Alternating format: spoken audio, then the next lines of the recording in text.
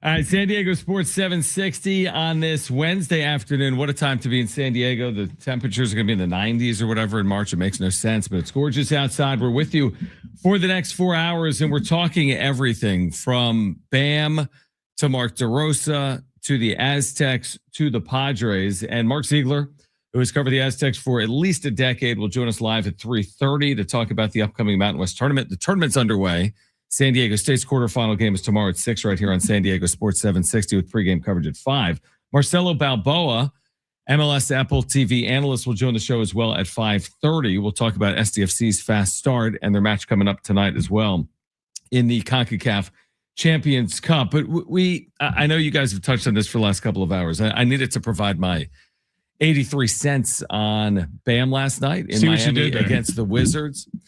And here's the thing. I don't know if this is too strong or not. I'm definitely biased with this because of my love, my longtime admiration for Kobe Bryant as a player.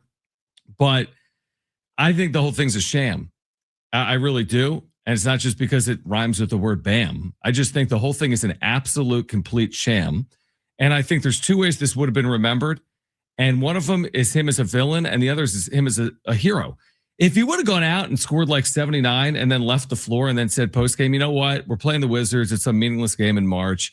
I got fouled a million times. I didn't think it was right to surpass Kobe's 81. But I scored 31 points in the first quarter. What am I supposed to do? They were fouling me. I thought it was appropriate to get where I went, but I didn't want to pass 81 because I just thought it was ridiculous considering the way the game was being played. But not all things are equal. Like 83 doesn't equal 81 when you do it in that manner. I'm sorry. You don't shoot 50% from the floor. You set an NBA record for free throws attempted, and you foul to get the ball back up 25 in the fourth quarter. If anything, I find it an embarrassment. I really do. I find it an embarrassment the way in which he went out and scored the 83 points. Now, not everyone's going to agree with that, and I recognize it is a strong take, but I felt that way since last night. It's not to take away from him as a player. He's a great player. He could have had a great night without the 43 free throw attempts and all the absurdities of the final quarter. But 83 points in that manner is not 81 points the way Kobe did it.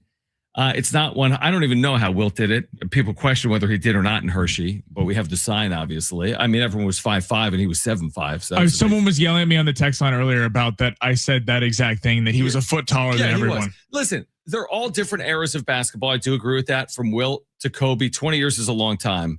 And then obviously what played out last night with Bam. I feel as if you feel the same way. I think Brent feels the same way. It's just, I'm watching that play out last night, and I'm like, this is honestly an embarrassment to the NBA. And this is not what I would want from a league perspective when I'm setting records. Yeah, 100%. Bam Adebayo, two things can be true. He can be celebrated for scoring 83 points. It's a very good play. But when you compare the stats, Kobe took 20 free throws. Bam took 43. They both shot. Kobe went 7 of 13 from 3. Bam went 7 of 22. Former Aztec, love him, Keyshawn Johnson, literally intentionally missed a free throw to try to get an offensive rebound to get the ball back to Bam. I get it. They're trying to get Bam the ball. Yep. But when they're intentionally fouling to slow the game down to try to hit a record against a Wizards team that is easily one of the worst in the NBA. I mean, not even bar none. Giving up completely. Yeah. Hell, they look like they were in on getting Bam over on the points because it really doesn't matter to him. This thing in the Kobe game against the Raptors, people forget in that game, the Lakers were losing by 15 for a large portion of that game. He came back and won the game.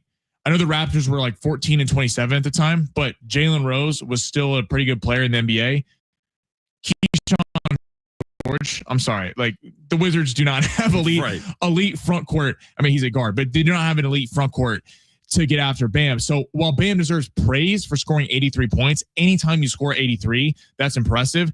When people are sitting here today being like, that's better than what Kobe did. No, with 43 free throws, I'm sorry, that's not even close. You stole my Bam as a sham line, by the way. This has all the credibility of an Angel Reese double-double. If you miss your shot, you get the rebound, you're saying? Yes. And ESPN is doing the same thing that they did with those double-doubles. You know, don't ask me how we made the sausage. Just look at the sausage. You know, look at this double-double. Don't, forget the fact that you missed like 6 consecutive shots in the post to get like 5 of her boards. Don't look at how he got the 83. Just look, he got 83. He's just like Wilt and Kobe. And it's just like, because at first I didn't even see this until this morning because I was out doing other stuff yesterday on my day off and I didn't pay any attention. I was like, wow, Bam scored 83. And I read the article and I didn't see nothing. And then all of a sudden this morning, I'm reading all about how, they were intentionally fouling to get extra position or extra possessions up 25. And it's just like, no, it's like Kobe got it because he shot the ball all the time.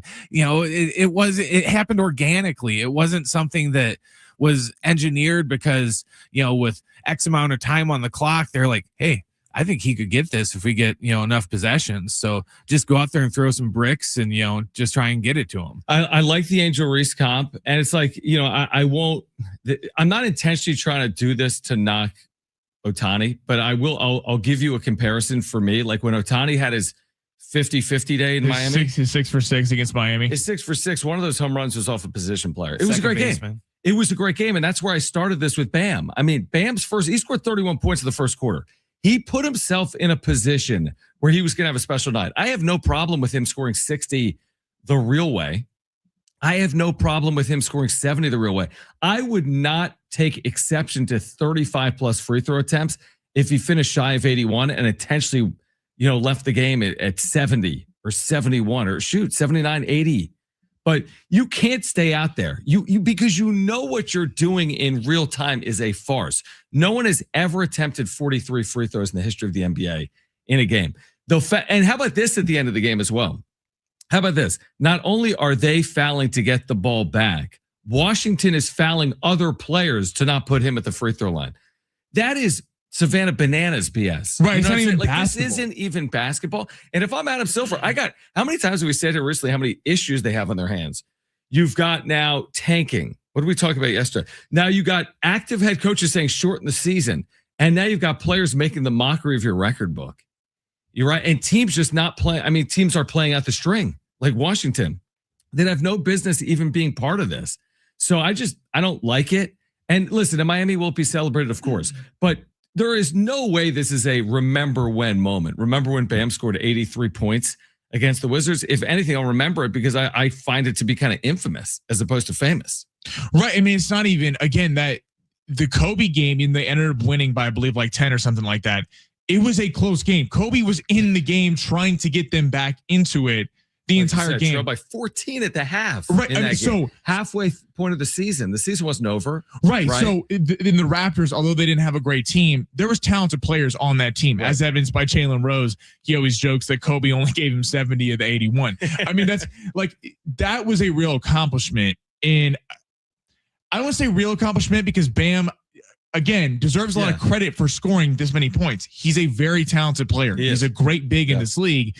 But the last 5 minutes of that game, when it was like, I kept getting the alerts. It was like from 70 to 74 right, to it's like 77. he's close. I'm like, come on. And then you turn it on. You're like, wait, they're up 22 on the Wizards. They're intentionally missing free throws. Their own team is intentionally missing free throws to get him the ball, intentionally fouling. I'm like, this is not how you should break Kobe's record. It should be because the game is close and nobody can stop you in the paint. And I get the free throw argument. Like I've been making it all day. I know Fletch kind of had a problem with it. He's a big, so he's probably going to get fouled a little bit more than Kobe did. But again, Kobe made 8 more field goals than Bam did. That needs to be taken into account. Dude, Bam averaged 4 free throw attempts per game this year.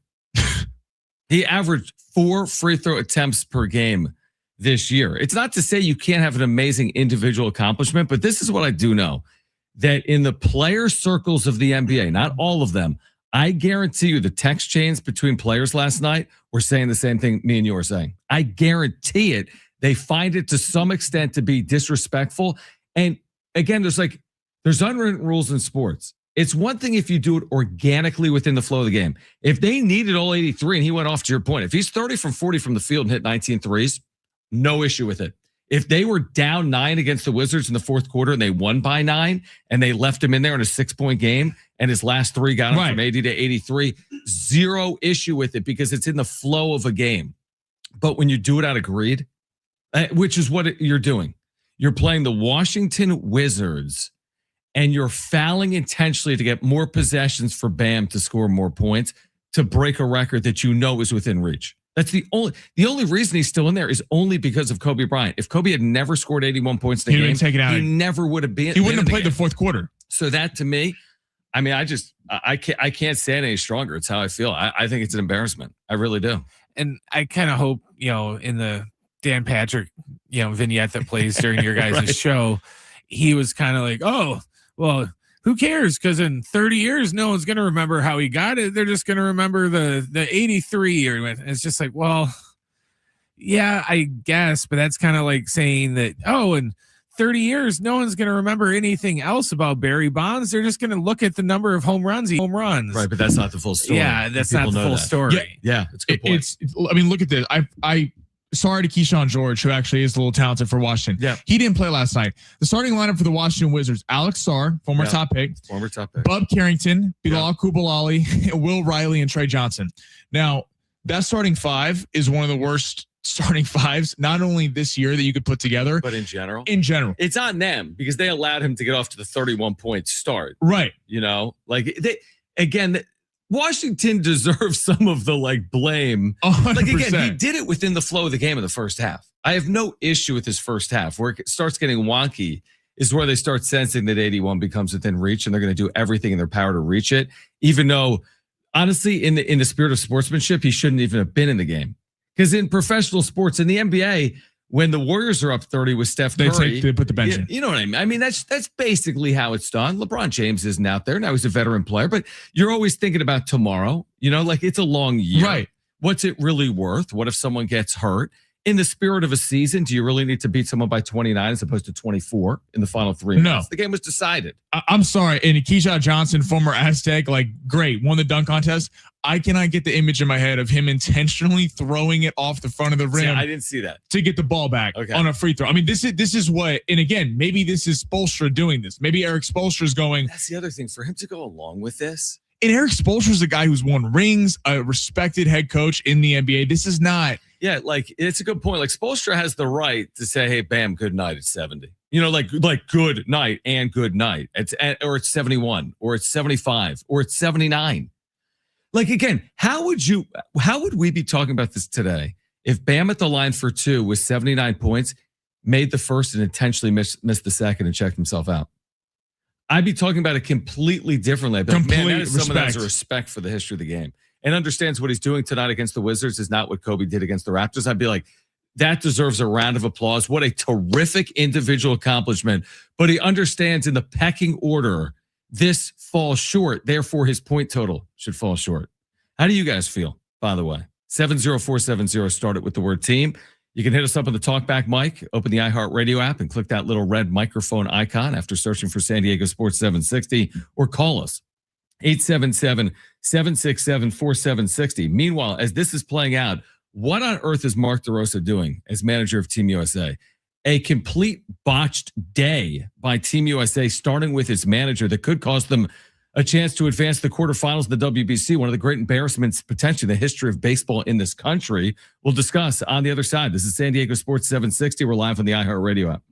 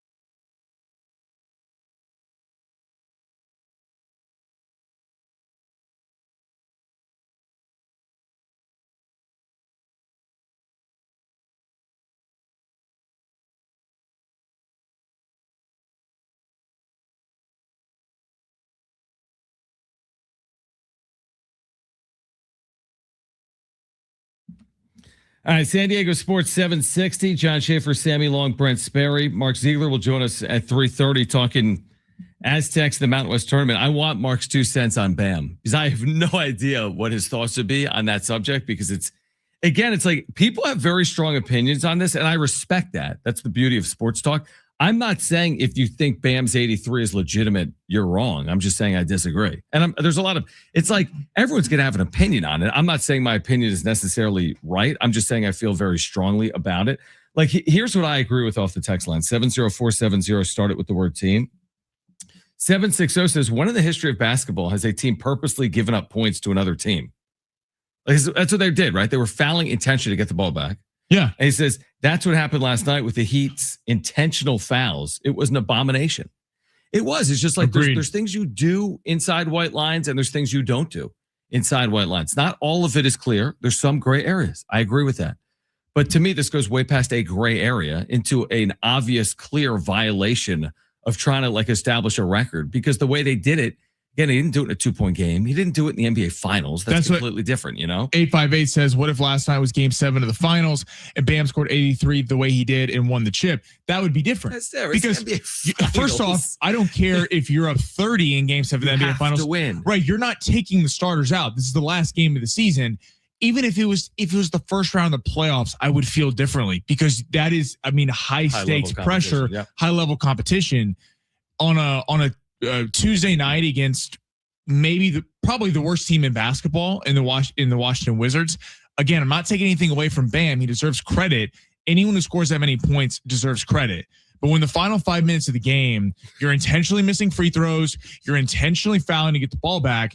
I mean, James brings up a great point in the YouTube chat. He's like, is that considered point shaving if they're like literally intentionally missing free throws? I mean, of course, no, but it's again an extreme way to play a professional sport. You know what I mean? Like you're taking something, you're taking the I and putting it before the we. You know, you're right. You're just taking an individual accomplishment and putting it on a pedestal.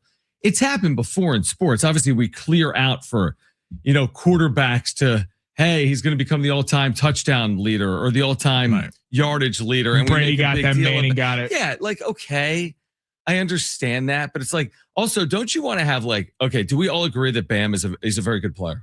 Yeah, he's an excellent player. Very good player. Top 3 center in the league. But you would also agree that he's not going to be regarded as one of the top 15 players in the history of the NBA, regardless of what he does from this point forward in his career. Would we agree? Yeah. It's almost like you have to, and correct me if I'm wrong, if this is too extreme. It's almost like you have to have a self-awareness and like respect the game. Like, I'm not Steph Curry, dude. It's like Steph didn't do, I'm not Shai Gilgeous-Alexander. And I get it. Shai's still in the first half of his career, not the second, although he's not a pup anymore. It's like if Shai scored 83 last night and attempted 43 free throws, you know what I would say? It's who he is. He's attempted 20 free throws for his entire career per game. And by the way, he's going to go down as a top 15 player potentially. He has that at least in his grasp. He has that ability. Yeah. He has that possibility. You may not love his game, but some people don't love Kobe Bryant's game. Some people don't love LeBron James' game. But like Bam, it's like know your space. Like know your like role here. Like you're just kind of, it feels like you're kind of out of line in doing it in this manner. I would even feel differently if the Miami Heat, let's say we're playing the San Antonio Spurs or the Oklahoma City Thunder. Let's say they were up 20, same exact scenario, and you're beating one of the best teams in basketball. Like team with Wemby on the floor or Shai on the floor. I would be like, you know what? Good for you, Bam. Go get that record. And I would be, I wouldn't agree with the intentionally fouling, but if you're up on one of the best teams in basketball, that's one thing because Oklahoma City and San Antonio have dominated the league this year. When you're playing Washington and that's starting 5 outside of diehard NBA fans, it's hard to know some of those players. I mean, 100%. Outside of Alex Sarr, that's like the only recognizable name. Would I recognize Alex Sarr at 7-Eleven right here? I mean, no. he's tall. No. But I wouldn't know it's Alex Sarr. The other comp for this? Yeah. Michael Strahan and Brett Favre when Favre just pretty much laid down and let Strahan get that last sack. But again, at least it's Michael Strahan. You see, and great pass rusher in the game. Done it over the course of the year. I agree with you. I didn't like that. I completely agree because nobody talks about that anymore. But they just talk about the record and not Yeah, but it would be like give me a flash in the pan pass rusher right now in the NFL. Bradley Chubb just signed a contract with the Bills today. Yeah, even he's got it. But you know what I mean? Like, it'd be one thing if the single season sack record was just some rando. Although it's hard to do single season. Single game could be a rando. It's like, wait, what? Some defensive tackle at 6.5 sacks? Oh yeah, who was for the Falcons that had 7? The defensive tackle a couple years ago. Remember, he had that one game where he like 7 sacks. I remember that. I'm like, that's so random. But also, we don't remember sack records in a game. Right, outside. Like, everyone knows about Kobe's 81. Can you name the Falcon with 6 sacks in a game? Nobody can. No. Can you name the Falcon with 7 sacks? We all know, Patrick. What's Patrick Mahomes' touchdown record for? What's the 50? What's the single season record in the NFL? He had 50. Who had the was it Manning with 55? But again, this is kind of proved my point. It's like we know 81. We knew Maris 61. That's a season stat, not a game stat. We know 4 home runs in a game. Everyone knows if anyone ever hits 5 home runs in a game, you don't have to look it up. It's never happened. So we all knew 81. We don't know 6.5 sacks. Right. We don't know 55 touchdowns. I don't even know the single game touchdown record in the NFL. Is it 7? Is it 8? I think it's like 8. Yeah. But you're not sitting there when Mahomes has 6 saying, man, if he could just pass, and you're not really thinking that as a player or as a fan. Yeah, it's also like the last kind of big signature moment some people brought up today. The Ohtani comp was great. Remember when Kershaw was trying to get the strikeouts? Yeah. But that was like a legit game where he legitimately struck someone out, right? It wasn't like they laid down and I remember Dave Roberts left him in to try to get that, and people were watching just as baseball fans. That's a remarkable record to get if you're Clayton Kershaw. Yeah, this one felt like, I guess to Dan Patrick's point, Brent, and what you brought up, 20 years from now, people are going to go, oh, Bam scored 83 points, and they're going to forget it was on a Tuesday night against the Wizards, who are the worst team in basketball. But the context matters for when we talk about records like this. I feel like I have an obligation now to teach America's youth what happened here. When my 7-year-old asked me about Bam's 83-point game, I'm going to be like, put an asterisk by it, Jones, and here's why. Yeah. Right? Like, don't drink the Kool-Aid, Jones. Like, if this ends up in the Naismith Hall of Fame, just the moment, not Bam, but just the moment. If they recognize this moment, I hope they let those that are visiting the plaque and this area in the museum, I hope they make them aware the Wizards sucked, and the Heat were intentionally fouling to get the ball back in the final 4 minutes. Trae Young and Anthony Davis not playing for the Wizards last night. Yeah, exactly. All right, let's get to Team USA and what's on the line for them tonight, even though they have nothing to do with it, as Team Italy takes on Team Mexico in the WBC. Mark Ziegler will join us at 3:30. We're here until 6 p.m. This is San Diego Sports 760.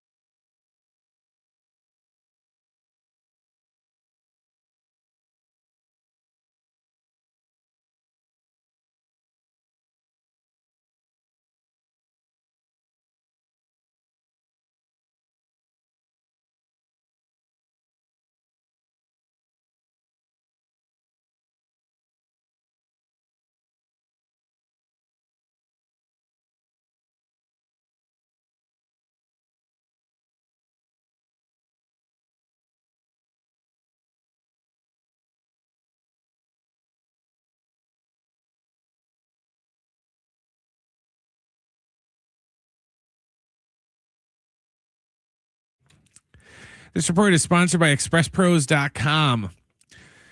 In NBA news, the Warriors have ruled out Steph Curry for another 10 days at least with a right knee issue. He has missed the previous 15 consecutive games. The Ravens agreed to sign defensive end Trey Hendrickson to a 4-year, $112 million deal after the whole Max Crosby deal fell through. And tomorrow, the Aztecs start the Mountain West Conference tournament. They will play either Colorado State or Fresno State. Our pregame coverage with Ben will begin at 5:00, and John will have the tip after 6. Facing production swings or a tough skills gap, Workforce Solutions from Express Employment Professionals makes hiring easier. Find your local office and see how Express can help you hire smarter and faster for contract and full-time jobs. Visit expresspros.com.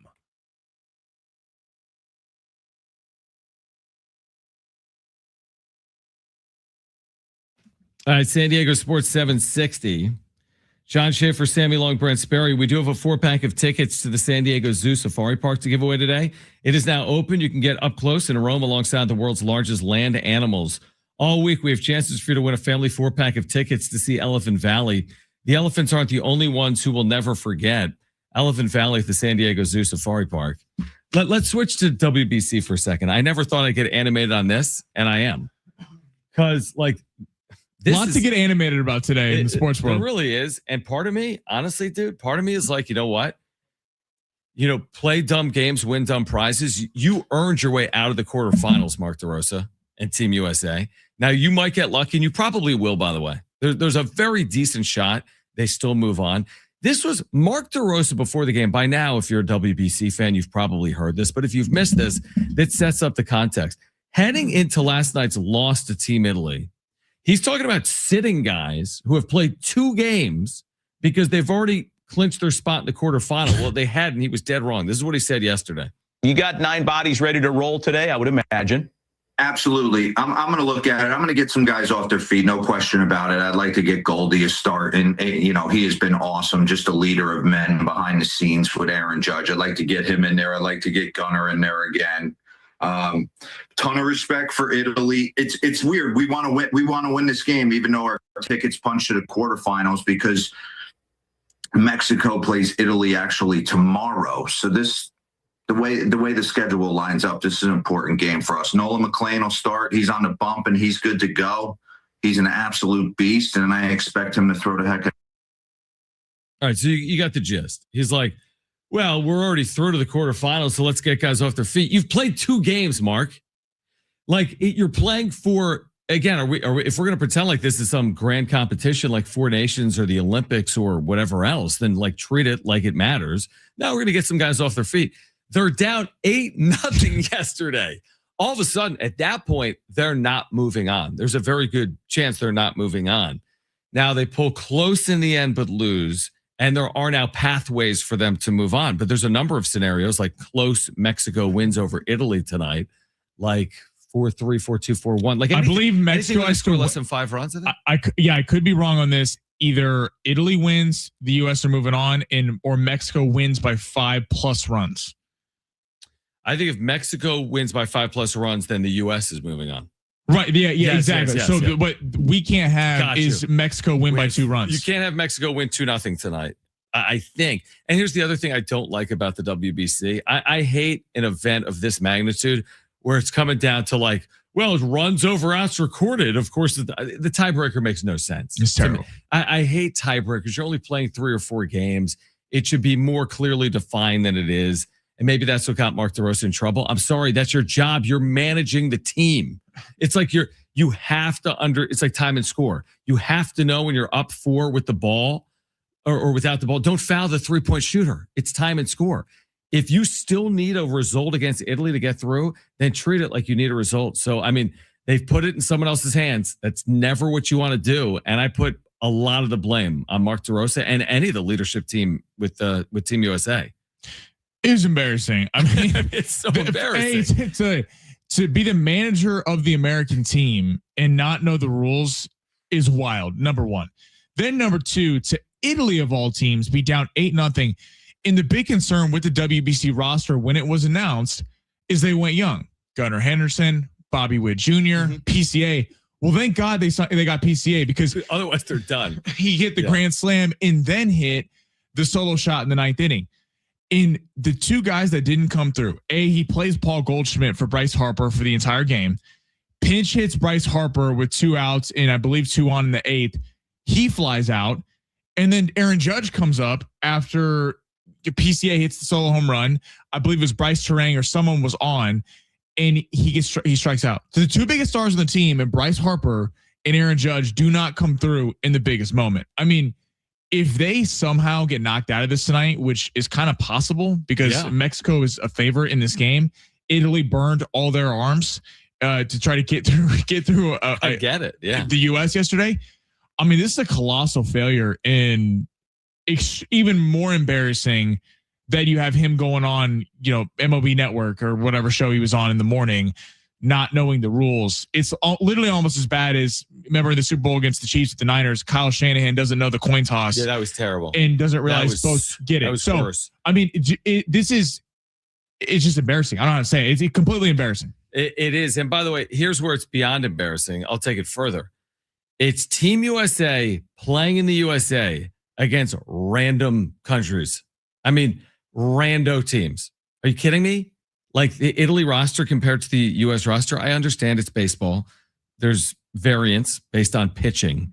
But like, you can't get out of your group playing this schedule in America. You're not playing in Italy. This game wasn't in Rome last night. Like, you have every advantage in the world. You have every single possible advantage in the world, and you still can't capitalize on that. That's why part of me is like, you know what? Like, maybe this will help you learn your lesson. And the next time you're in an event like this, you're going to treat it like it actually matters. But when you go into a game disrespecting your opponent, which in my opinion is what they did, you don't get guys off your feet. You think Dave Roberts before Game 6 of the World Series, or the Blue Jays manager? Who's the Blue Jays manager? Oh, what is his Gibbons, name? Is it? Yeah, I can picture his face. Right, whatever. Not Schneider, but the other one. Whoever's man. You think the Blue Jays up 3-2 are like, you know what? I want to get guys off their feet. We still have a 7th game. And that's ludicrous. John Schneider. So you either treat it like it matters or you don't. And when you start, it's like in football we talk about. You take a playoff in football, you get hurt. You can't take plays off in the NFL. I mean, you kind of can, but you can't take a game off. You take a game off, you get beat in the NFL. I just feel like they look past someone, and of course, when you look past someone, you're going to get beat. Well, this gives us our answer. Remember, we were talking last week about how, where does the WBC rank in terms of like the Olympics and like other huge sporting events? It doesn't. If Team USA basketball lost a game to someone that was like the equivalent of what Italy was in the WBC, and then they potentially get bounced in like the quarterfinals, or didn't make the quarterfinals, it would be, people would go ballistic. The head coaches would, they would just go nuts. This happens, and it's just like, did anyone even notice that we got bounced? It's like nothing's going to happen. Yeah, I mean, what would you do if they were to go down tonight without playing, if they got the wrong result, a Mexico 4-3 win over Italy, what is the fallout? Can Fox drop the media rights halfway through the WBC? I ain't watching Italy against. Literally, I mean, I wonder what the ratings are now. Transfer to Fox Sports Japan. I mean, this game tonight, by the way, this is all you need to know about the WBC, and people are celebrating like this, like it's some great accomplishment. This game tonight between Italy and Mexico, its initial broadcast home, Tubi.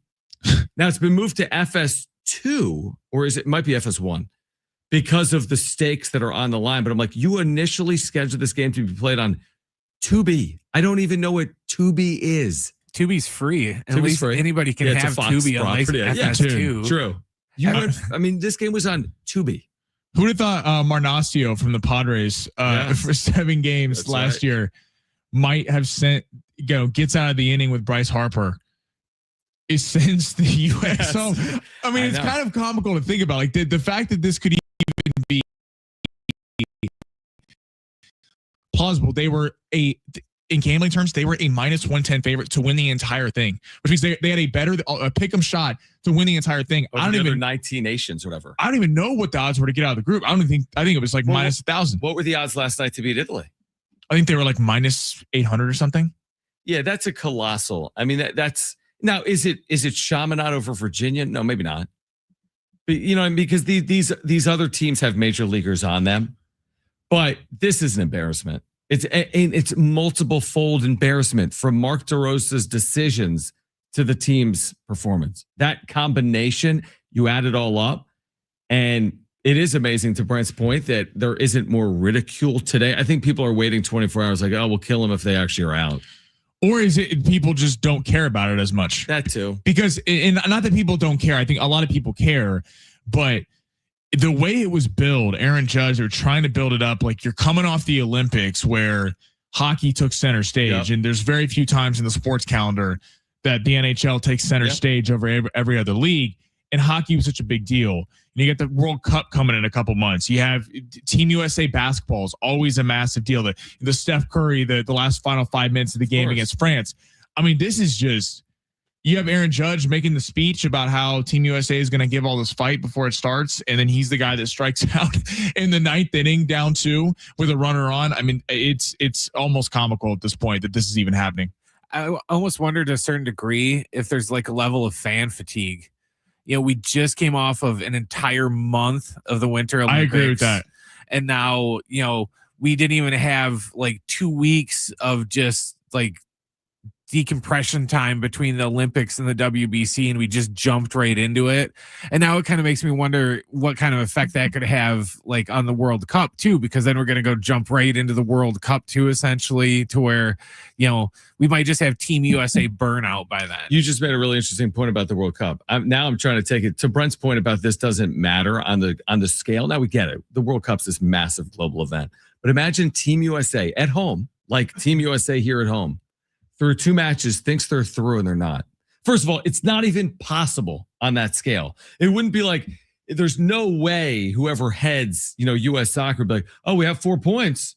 So let's just, let's sit the stars. And then guys, kick back and relax. Yeah, and then it's like, oh, actually, tiebreakers are out and Morocco's moving on. I mean, what? Like, how do you not know that? For DeRosa, let's just say they come back and win the whole thing. Let's say they get in. He's gone. He's done. Dude, He's that is a colossal embarrassment to not be reading the rules of the tournament that you're in. I mean, if you're Fox, if you're Major League Baseball and you're trying to promote this thing, by the way, with all the bad press that MLB has gotten, with the potential lockout looming, the Dodgers spending, Major League Baseball has gotten a lot of bad press over the last year. The WBC is supposed to be that moment where people come together, pulling for Team USA. Hey, look at all the stars we have in baseball that are going to excel. And there's a real chance they don't even get out of the group stage tonight. Bad look for baseball. Do you also find this embarrassing? 877-767-4760, or do you not care? 70470, start it with the word team, or hit us up on the talkback. Mark Ziegler on the Aztecs in the Mountain West tournament at 3:30. Stay with us on San Diego Sports 760.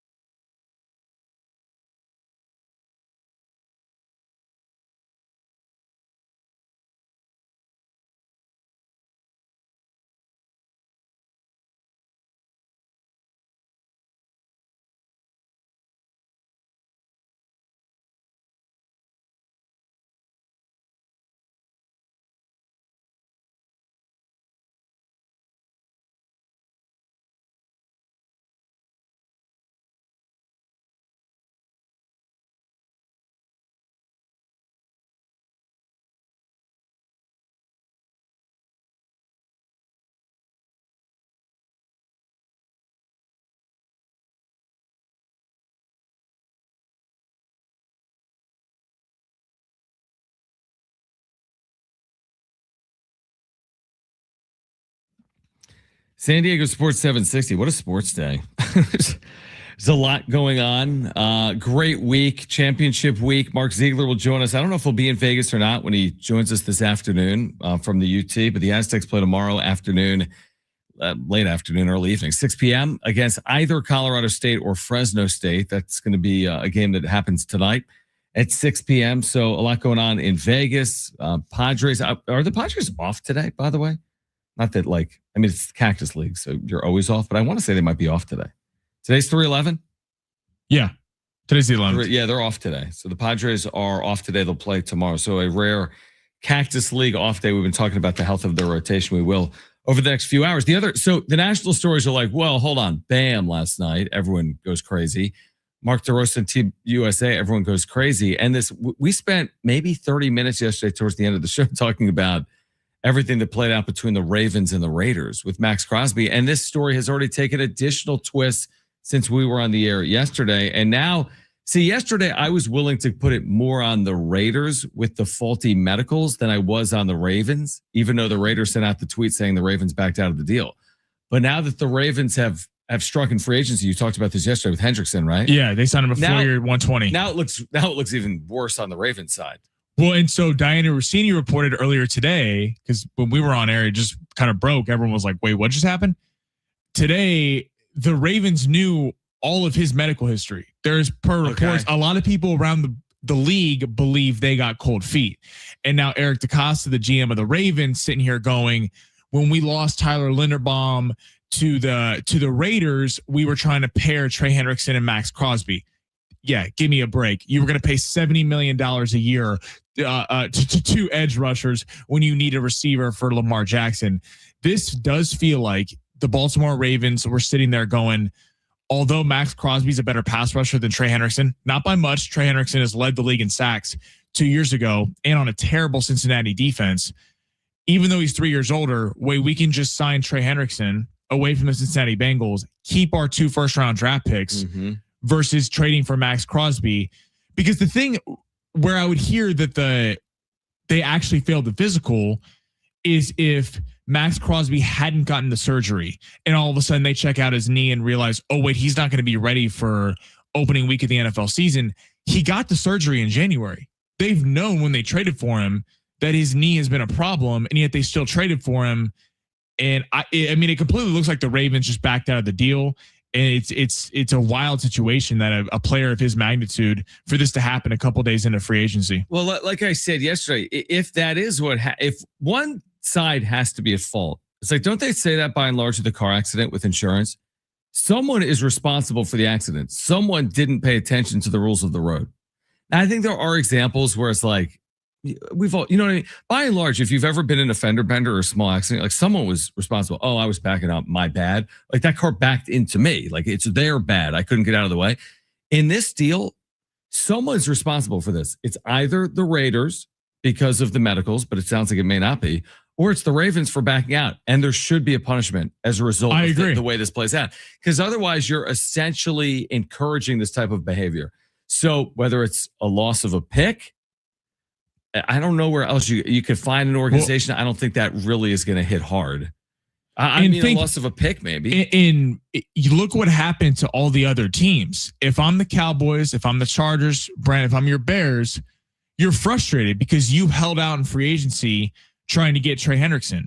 And from what it looks like now is Trey Hendrickson knew he was going to Baltimore, and they held up all of free agency. All these teams didn't spend money elsewhere. The Cowboys didn't sign a bunch of free agents. The Chargers have done literally nothing. The Bears haven't done anything because they were waiting for the cap space to sign Trey Hendrickson. So they missed out on all the top free agents while free agency was a buzz. And now all of a sudden Trey Hendrickson is going to Baltimore and Max Crosby's back to the Raiders. So and they get their first round picks. They get their first round picks back. So a lot of other teams in the league get screwed, not just the Raiders. It's a weird situation. I wonder how that's going to affect, they spent all that money on Monday with the assumption that, we'll have this money because, we'll have this cap space cleared off because Crosby's out of here. And now it's like, yeah, you don't have all that money because he's back. So is that just going to throw them severely over the cap, or is there going to be some sort of clause to where, technically they didn't sign yet, because there's one of those where the season doesn't start until like Friday, Right. and they just verbally agreed to where they'll back out because now they don't have the funds. Or I would still, here's the thing. If I'm the Raiders, I'd still move them. It's like, what has really changed in your thinking? I mean, you were how willing. many number ones you're going to get? Now, that's the thing. Now, am I still willing to move them at a different, cost? Like, okay, I got 2 ones. Now I can get a 1 and a 2.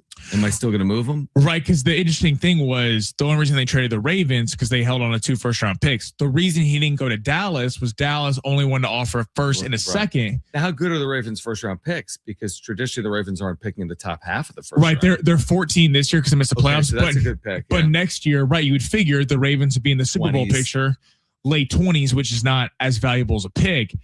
I'll take a first-round pick from the Cowboys. Right, I mean, tradition. I mean, you might end up with a couple of picks in the teens. I get like Raider fans are happy because Max Crosby has been their guy, and now they did have a nice day. They signed Quay Walker, Nakobe Dean, Tyler Linderbaum, Jalen Naylor. They signed a lot of pieces which will make the team better. But I thought the whole point of trading Max Crosby was that you were going to give Fernando Mendoza time because in the division with the Chiefs, Chargers, and Broncos, I don't care what you do in free agency, you're finishing 4th. And it kind of was giving Mendoza just a pure developmental year. Max Crosby's on a different timeline where he's trying to win now because he is 28. And by the time the Raiders are relevant in the potential Super Bowl picture, if they ever are, it's going to be when Max Crosby's 30, 31, not in his prime. Yeah. I mean, it's a really fascinating situation. And again, I feel like if you quote unquote allow it to happen, then it's going to happen again. This is a star player. This isn't if it's a random trade, I don't care. If it's the 4th receiver on the Chiefs going to the Titans, and then for whatever reason it doesn't happen, it's back page. Right, exactly. But the fact that you're talking about an absolute stud, and all of a sudden, whatever happens, and then you've got this other free agent signing for $100 million. Like, this is a big problem, I would think, for the league. It's just not a good look. You don't want teams to be able to hold up other teams' free agency. Yeah, oh, wait, we were going to make this trade, but you know what? Now this free agent's actually willing to sign. I mean, I don't want to go conspiracy theory. You could see teams working together to screw teams in their division like this. I mean, it opens up a can of worms that is not good for the league. Sammy, appreciate you hanging out today. You boys are the best. As always, we will, I don't know if I'll see you tomorrow. I'll be in Las Vegas. Oh, yeah, you're going to be, I'm going to be in Scottsdale, so. Oh, are you? Yeah, spring training. Must be nice.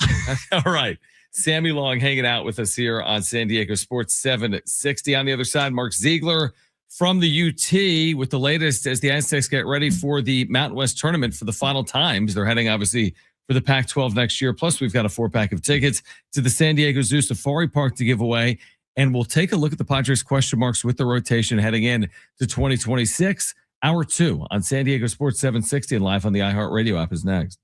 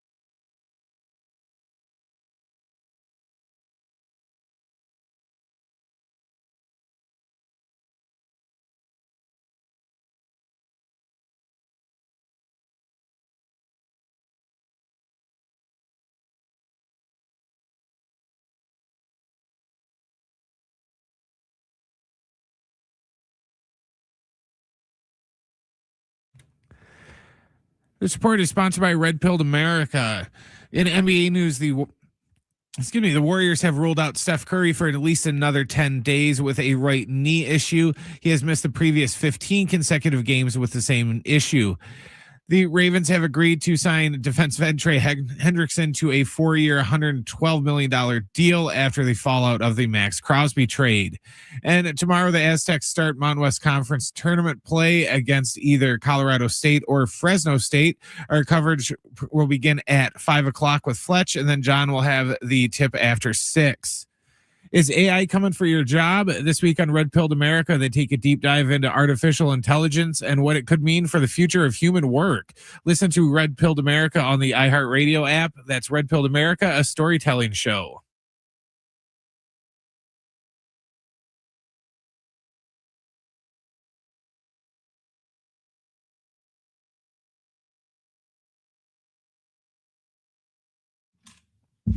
All right, we can't get rid of Sammy. He's hanging out. We thought he had something going on. People are like, oh, we were so. He's going to hang out for another hour here on San Diego Sports 760. Mark Ziegler will join us coming up. We just kept throwing up those bricks so Sammy couldn't leave.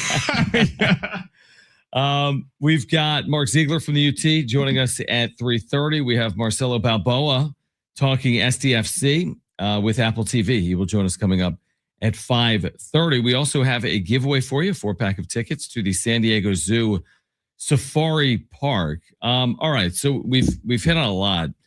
I do want to discuss the situation involving the Padres rotation a little more because we are 2 weeks out. Their opener is 2 weeks from tomorrow. Isn't that insane? Yeah, it's kind of creeping up on you. 15 days out. And guess what? They have question marks, as most teams do. But the Padres have like larger font question marks than some other teams.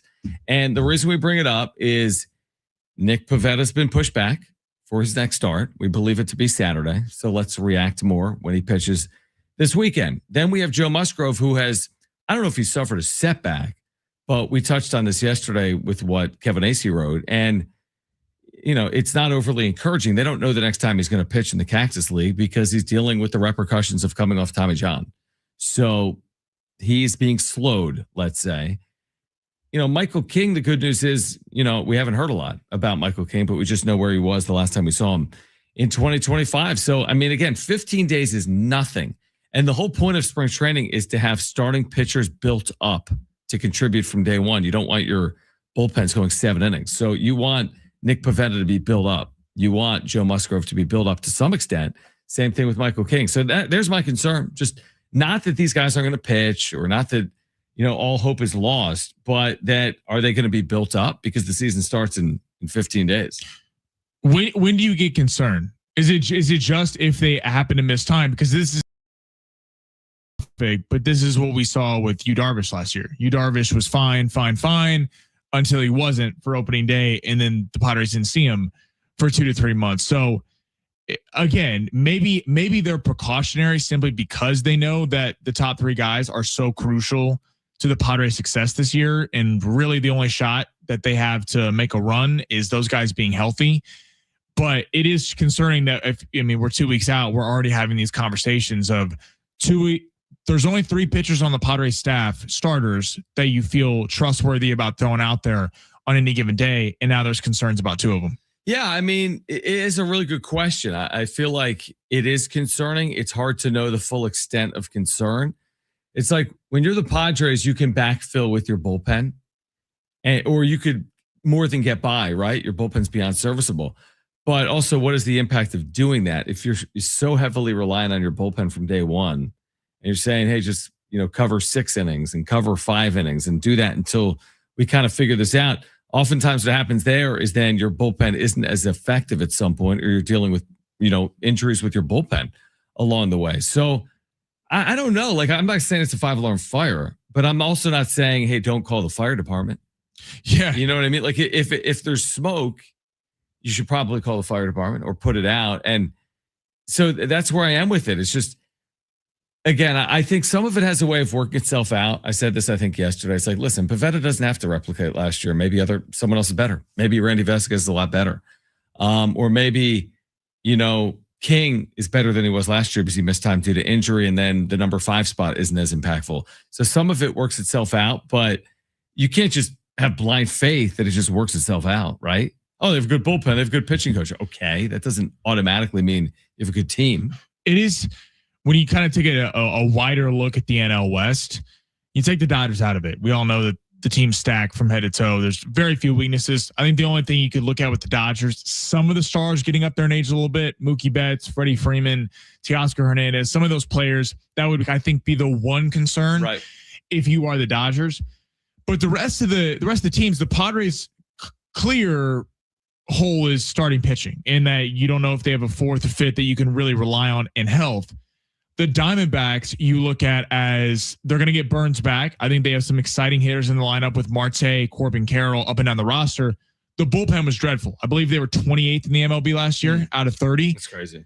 And then the Giants, did they do enough? Because the pitching staff of the Giants last year was pretty good. The starting pitching staff, you felt pretty good with Robbie Ray and Logan Webb, but they couldn't hit. And then they made the trade with the Red Sox to get a big slugger, and they get Luis Arraez. It is kind of funny how the 3 other teams, not counting the Rockies in the NL West, so sorry to Rocky fans, the 3 other teams of the Dodgers each have one glaring hole. The Diamondbacks, it's the bullpen. The Giants, it's hitting. And the Padres, I think, is starting pitching. So I'm just like, from how that plays out through the whole year, I guess what's the worst problem to have? I'd probably say hitting, probably if you're the Giants.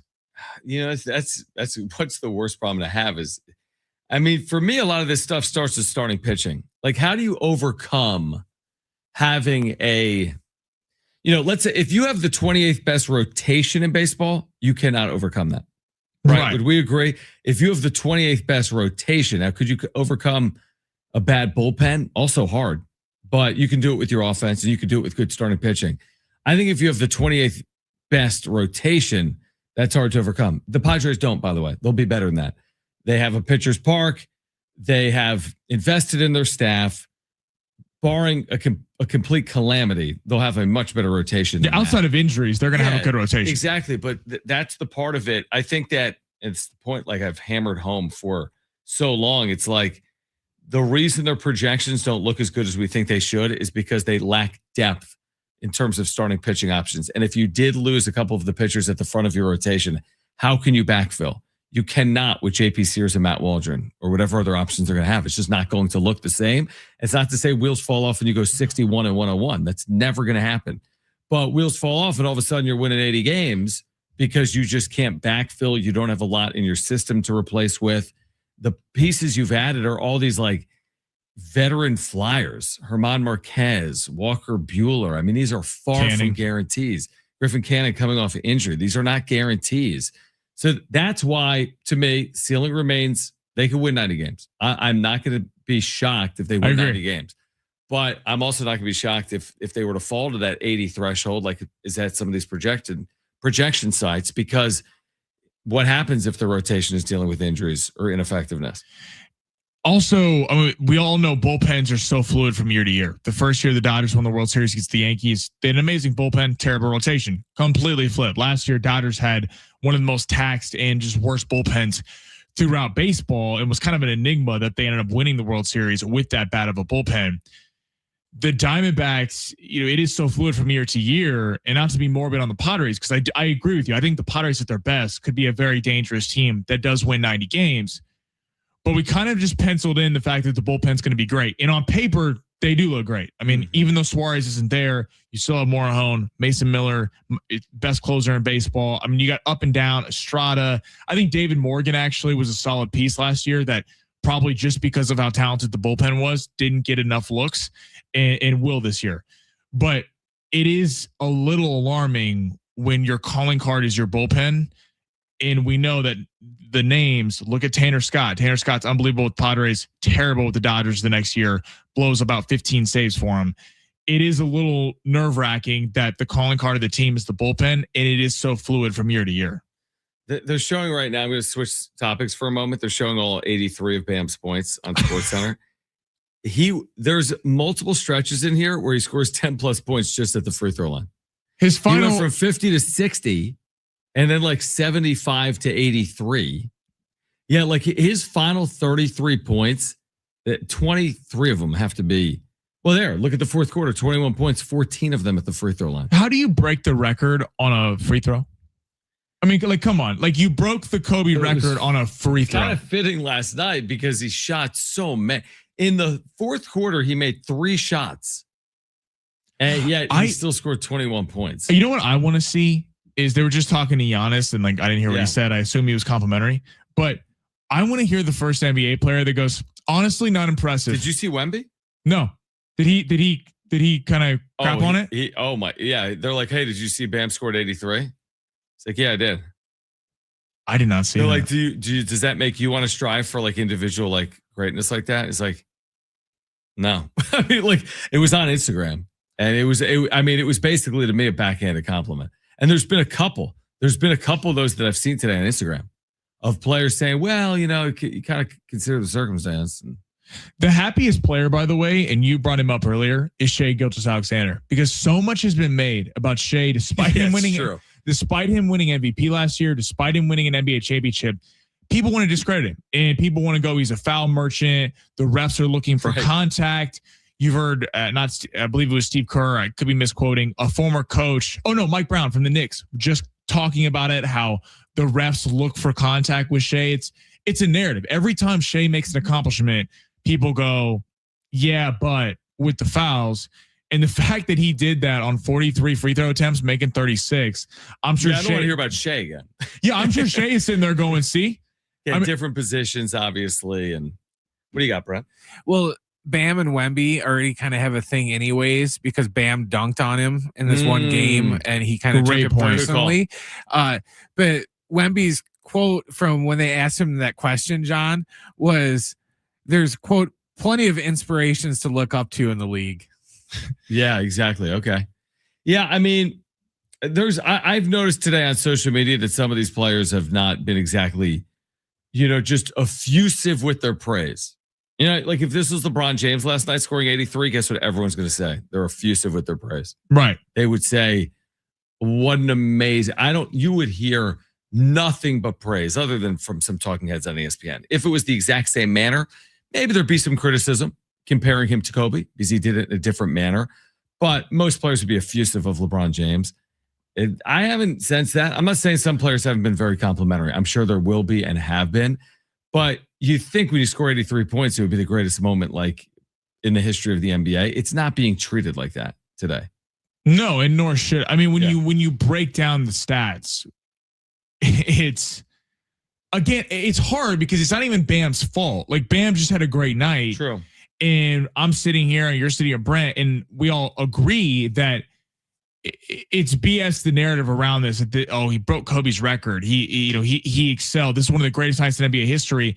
Bam just had a great night. But again, when the team is missing free throws, intentionally fouling to try to get to the record, you break the record. Your last 5 points I saw from 78 to 83 was free throws. Yeah. I'm kind of surprised Eric Spoelstra, who is a coach that has won multiple rings in this league and is regarded as one of the best head coaches in the game today, did not take him out. It's probably a good thing Dylan Brooks is hurt because he would be the one. He would. He's going to take Pat Beverly's old spot of running his mouth about players that are better than him. 100%. So yeah, it's a good thing he's hurt because I'm sure he would have came out and been super not impressed with it. There's a lot of reactions to this on our text line, 70470, start it with team, or hit us up at the talkback mic. Open the iHeartRadio app, search for 760, and click that little red microphone. We're going to touch on the Aztecs on the other side. Mark Ziegler will join us at 3:30. Obviously, everything is on the line for San Diego State as they will play for another day, beginning tomorrow in the quarterfinals against either Colorado State or Fresno State. We've got the latest on San Diego State for you coming up next on San Diego Sports 760.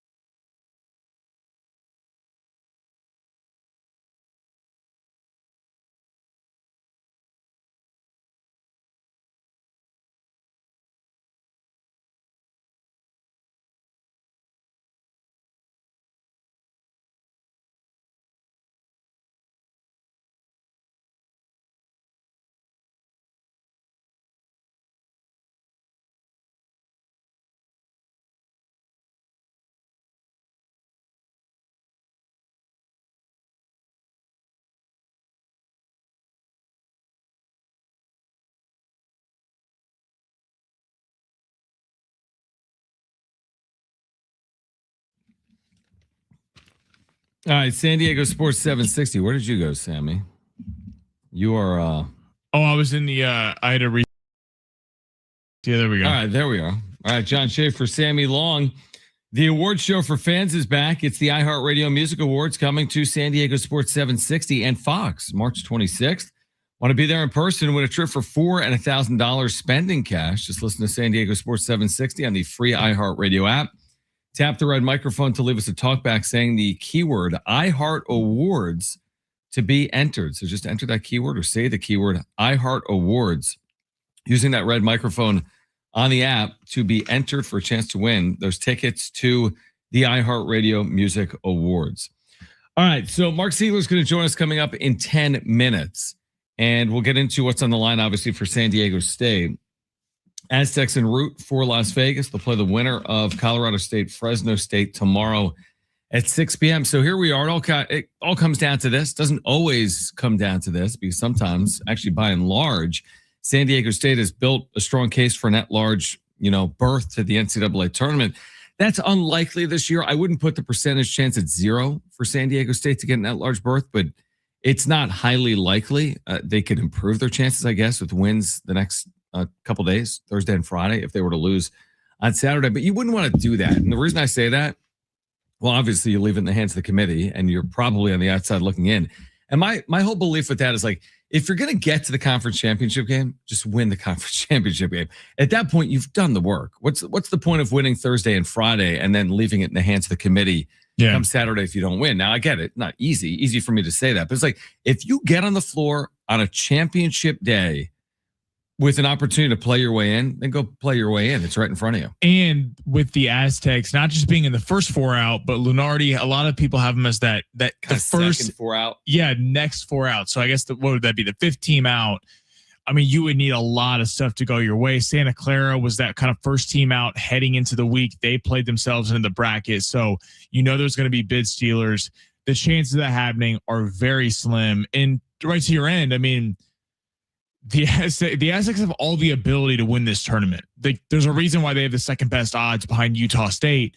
And you could argue that San Diego State is the best bet because Utah State is going to hear their name called on Selection Sunday, no matter what happens, if they lose, tomorrow or if they end up winning the whole thing. So with San Diego State, it is like, it's hard because, and I guess this quote isn't having a take, but because of how we've seen them go so far this year, you could see them losing tomorrow, and you could see them running through this tournament and winning it on Saturday. But in a sense of, I see what you're saying.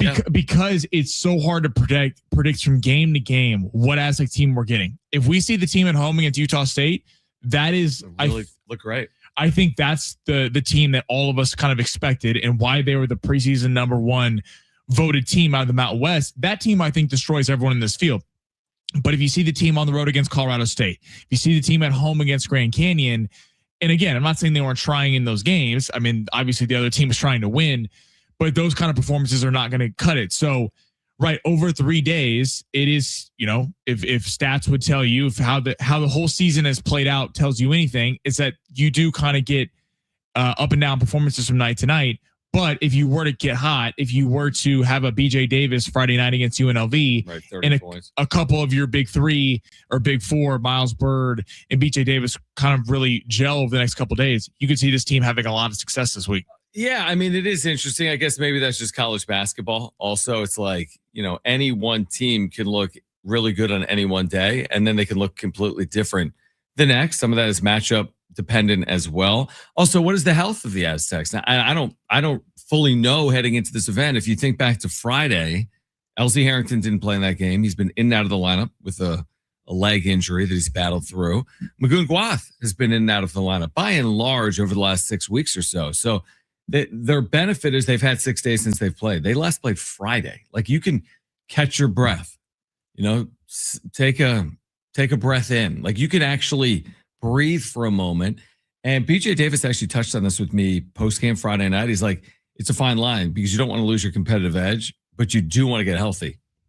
But, we'll see. Right. It's like having a bye in the NFL or baseball. Is it good for you? Good. And listen, to your point, if they play well Thursday, I'm going to say it was great for them.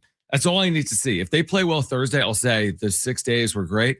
And if they don't play well Thursday, it's probably one of the reasons you'll point to, hey, they had 6 days between games. That's a lot of time. Colorado State played the day before in the opening round. Maybe it was to their advantage. Sometimes it happens in sports. The team that isn't feeling the same amount of nerves because they've already won in an event. I've always thought that with the first 4. You win in Dayton and you go to Charlotte for the first round, let's say. House a little money. bit of house money now. You got that belief that you can win on a neutral floor, and now you have recently played in a high-level game. So we'll know more in 28 hours. I know, and you feel like if they're going to win this thing, you got to, I touched on it yesterday a little bit. One of these performances, whoever wins the Mountain West is going to have one night where they beat someone bad and they're able to get some rest, because you've touched on the fact that the Friday night game, if they get there, the turnaround of the championship game is not even 24 hours. I mean, that's tough on a lot of teams. It is, it's how can you look in these games? And this is why the path is so important for the Aztecs of who they're potentially going to be getting. Looks like Colorado State first round. All right. We're going to talk to Mark Ziegler on the other side, much more on what's on the line this weekend for San Diego State in Las Vegas, his thoughts on the tournament overall as well. Mark Ziegler, longtime beat writer on SDSU for the UT, will join us coming up on the other side. This is San Diego Sports 760. We're live on the iHeartRadio app.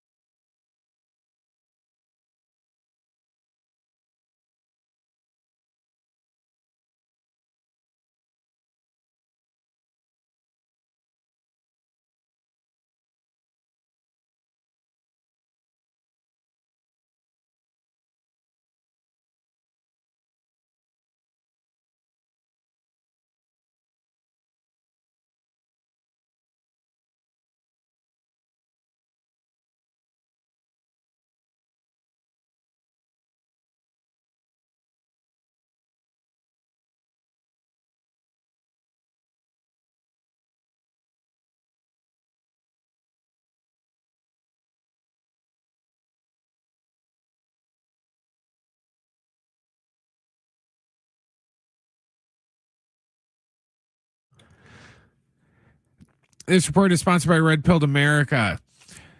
The Golden State Warriors have ruled Steph Curry out for another 10 days at least with a right knee issue. He has missed the previous 15 consecutive games.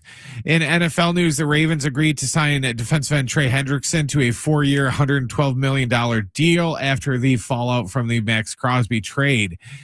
Tomorrow, the Aztecs start their Mountain West Conference tournament play against either Colorado State or Fresno State. Our pregame coverage with Fletch will begin at 5 o'clock, and John will have the tip after 6. Is AI coming for your job? This week on Red Pilled America, they take a deep dive into artificial intelligence and what it could mean for the future of human work. Listen to Red Pilled America on the iHeartRadio app. That's Red Pilled America, a storytelling show.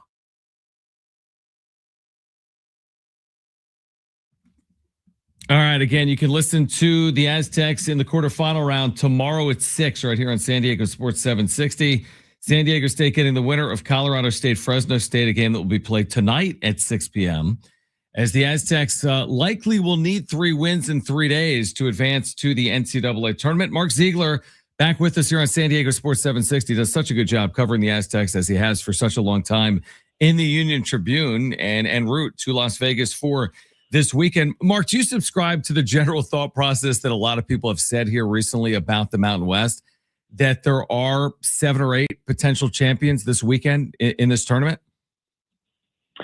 100%, although that number's down now because UNLV beat Wyoming. So now it's down to 8. But yeah, I mean, that's just kind of how the conference has been. And, on the one hand, that's great to have a conference like that. On the other hand, it's bad for business because they're going to get fewer NCAA tournament bids, and that translates into money. And, when San Diego State and 4 of the schools leave next year, the Mountain West is going to keep those NCAA tournament shares, but there's not going to be much to keep because the conference is just too close this year, and everybody beat up on everyone else and ruined everyone else's chances except for Utah State of getting in that large berth.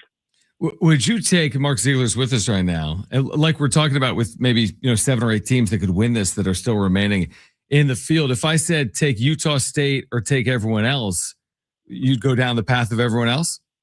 Oh, 100%. Yeah. If you've seen Utah State play in the last few weeks, just like New Mexico and San Diego State, the top 3 teams in the league that are pretty clearly the top 3, have all struggled. They all have losing records in the last 4 or 5 games. New Mexico's lost 3 of 4. San Diego State's lost 4 or 6.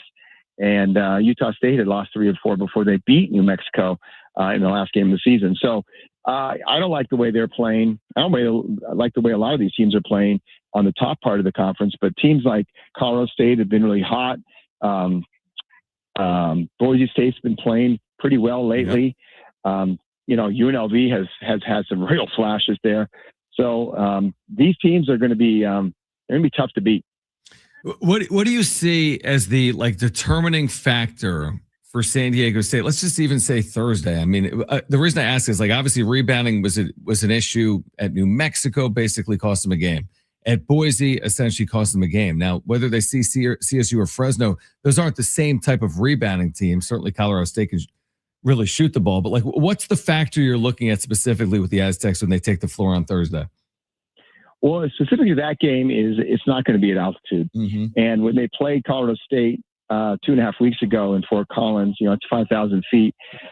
They looked at their team and they have a very, very efficient offense. They're not very good defensively, but they're very efficient offensively. They're top 50 in the country. And they said, let's and they like to play a half court game. So let's disrupt that and slow that down or speed them up, I guess is a better term, by pressing.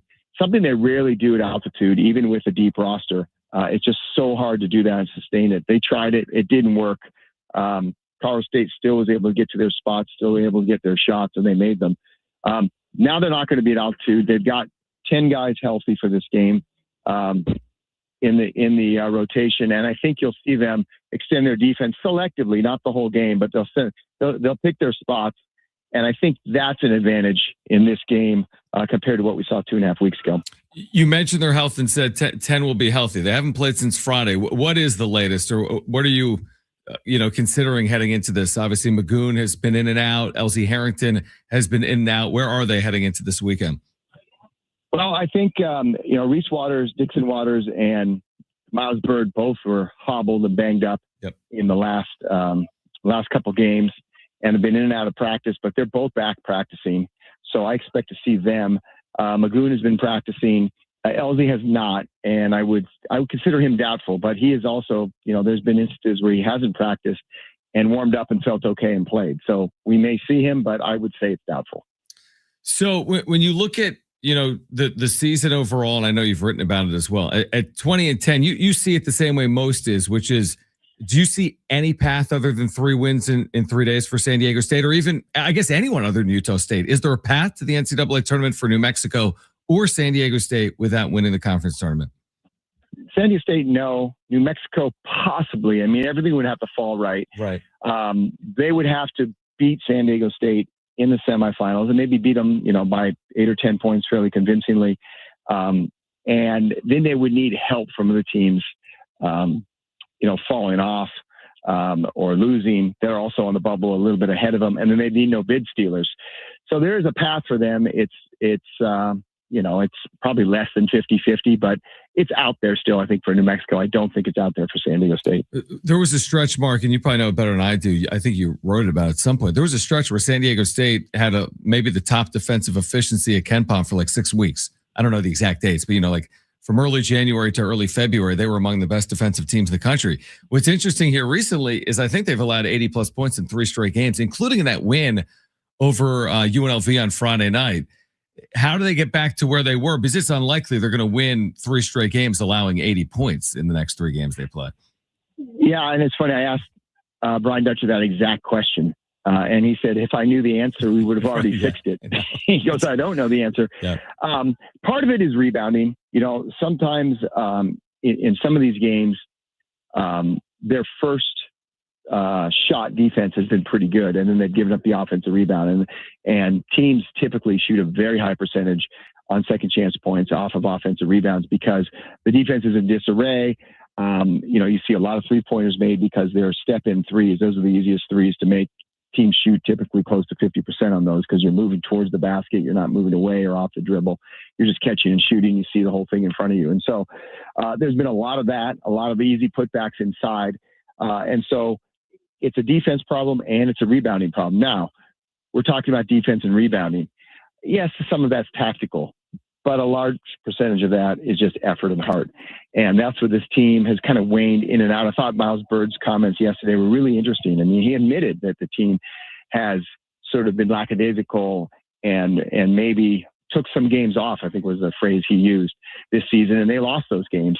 And so to me, the biggest thing with this team is, can they keep focus and urgency for 3 straight games? I was at practice the last 2 days. They were very urgent and very, very focused. Most I've seen them all season, probably. And so maybe because their backs are against the wall, we'll see a little bit more of that urgency. But, I think the tendency for this team is kind of let's just let our talent win. And it doesn't always work like that in basketball. And so I think more than tactics and X's and O's, it's just they got to play with heart and they got to play the whole game. They can't take plays off. It's a good perspective. Mark Ziegler from the UT with us right now on San Diego Sports 760. Obviously under Brian Dutcher, you look at the success they've had in this tournament. It speaks for itself in terms of advancing. Now, they didn't last year for the first time against Boise State, yet they still found themselves in the NCAA tournament. What is it about? I mean, you've covered this team for a long time. What is it about San Diego State in Las Vegas? Because whether it's UNLV or the Thomas and Max, even in the players' era last year, they had a couple of wins. What is it about just the general belief they have when they get into an event like this?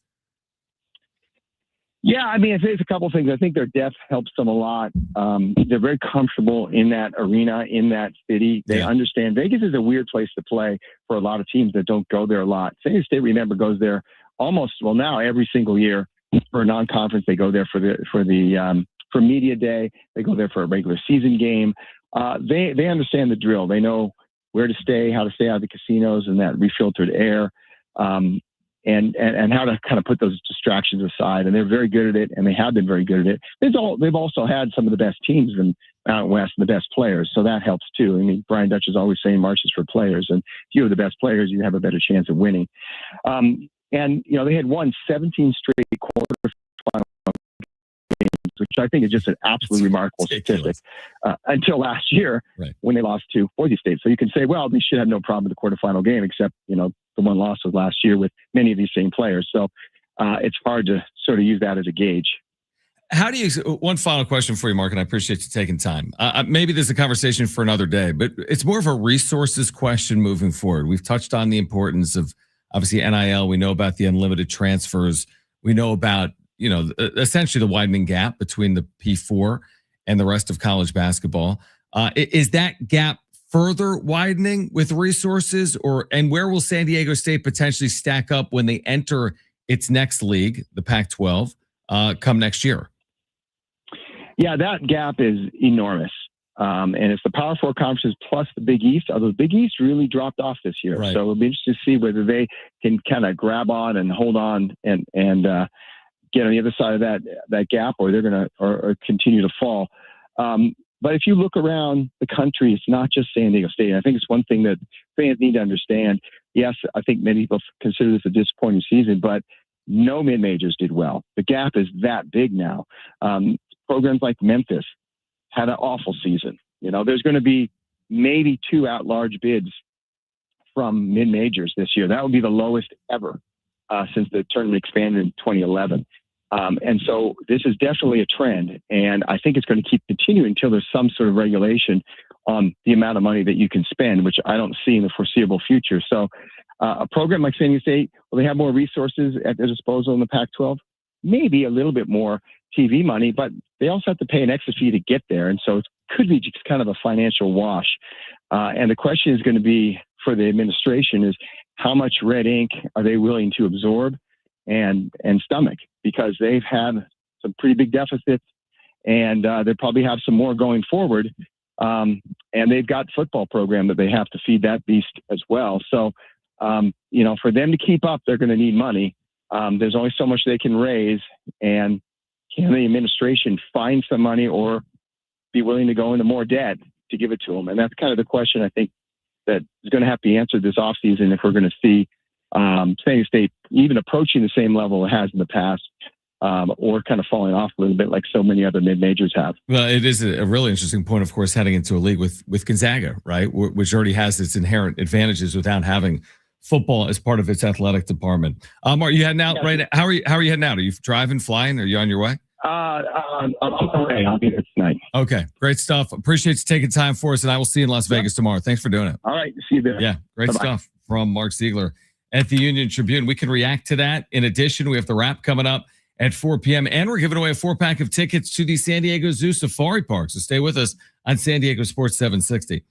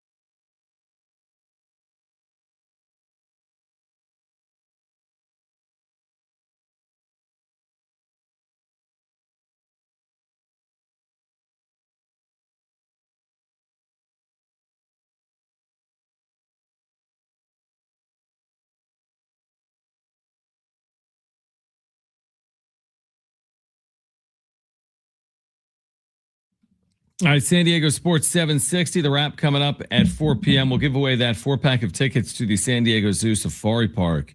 Also in the 4 o'clock hour. Again, John Schaefer, Brent Sperry with you right now on San Diego Sports 760. So I guess we're waiting now on, like, if you're really into this WBC, if you've been watching and the viewership has been strong and they've been televising games on Fox, we're now waiting for the result of an Italy-Mexico game. Like, you got to be really in to the WBC. I'm very curious. Like, if you're a fan of the U.S., are you watching Italy against Mexico tonight and rooting for a certain result so the U.S. can move on? Or are you just going to, like, whatever, I'll check my phone and whatever happens, happens? Because I don't know, man, like, I've dipped my toe in with the WBC and I was watching some of it last night and it was honestly bothering me when I was watching it. It was 8-0 and then they made their comeback and they had chances to win the game and they didn't. But, like, I'll go as far as to watch the U.S. I don't think I can watch Italy play Mexico. Like, I just don't think I can do it. Now, I can keep an eye on the score. Someone tell me if the U.S. advances or not. Like, I want to know that. I'm curious as to what's going to happen. But to sit there and I can't do it. I don't think I can sit there for 3 hours and watch this thing. I also, Brent, hate rooting for something to happen that is, like, outside the game. It's like, well, I hope Italy scores and I hope they score a lot. like you're not just hoping for one of the teams to win. I guess you are. If Italy wins, the U.S. moves on. And then if Mexico wins, you want them to score like 5 or more runs, I believe, because if they score 5 or more runs, then the U.S. is still going to move on. So it's very confusing. And the U.S. has nobody to blame but themselves. They were in position where they easily would have moved on. They could have just won last night against Italy. And you say, well, easier said than done. But yeah, they sat starters yesterday because they thought they had moved on. And now that could be extremely consequential, obviously, for them moving forward. So we'll see if the U.S. moves on or not. It's almost like, I mean, if you get a second life, you better take advantage of it. Like, if the U.S. does move on and get to the quarterfinal, I don't want to see them go out in the quarterfinal round or any round at that point. It's like you're given 2 opportunities, essentially, if you move on. The first opportunity, you basically fell flat on your face. That was last night. But if you're fortunate enough to move on regardless of that, you have to win from that point forward. Like, you have to get to the final is what I would say. All right, the other NFL story we've been talking about, Max Crosby, who was dealt to the Ravens, but he wasn't over the last 72 hours. And then today we learn another huge NFL story is that the Cardinals did officially release Kyler Murray, who's been with them, I don't know, since he was drafted, with the first pick overall a number of years ago. So there's going to be, I guess, a sweepstakes here for Kyler Murray.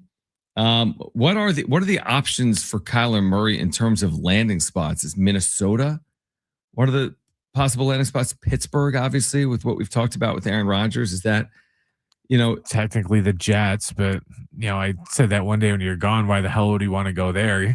Typically when you're in a bad situation with the team and an organization, you don't want to go someplace worse. You don't want to make it. Yeah, exactly. But what's interesting about Kyler Murray, and we've made this point a little bit this week, is that there are examples recently of quarterbacks in the NFL getting that second lease on life and taking advantage of it. Not always, but I feel like more now than we had seen previously. Like, I'm thinking about Baker Mayfield. I'm thinking about, obviously, Sam Darnold comes to mind recently. Like, Kyler Murray has been a very good player at times. And I think it's very easy to put it more in the organization than the player. Some of it's on the player. Make no mistake. I mean, I'm not going to give Kyler Murray a complete pass and be like, this is the best quarterback in football, and the Cardinals just screwed it up for him. But get to the right spot. To your point, like, don't go to the wrong spot. Don't go where the most money is or the extra year. Go where there's a system that will allow you to excel and a team that's capable of winning, is what I would say. And I think that's probably a possibility for a player of the caliber of Kyler Murray. And then it will be interesting because you end up in a Minnesota with a good offensive coach, and all of a sudden, you're in the postseason, and maybe it does just click, or you get to a good organization like the Pittsburgh Steelers, and maybe you do have, a successful second act, so to speak, with your career. I would say you would have to think either Pittsburgh or the Vikings. Mhm. And I don't know. I think if you're Pittsburgh, he's a better option than bringing Rodgers back.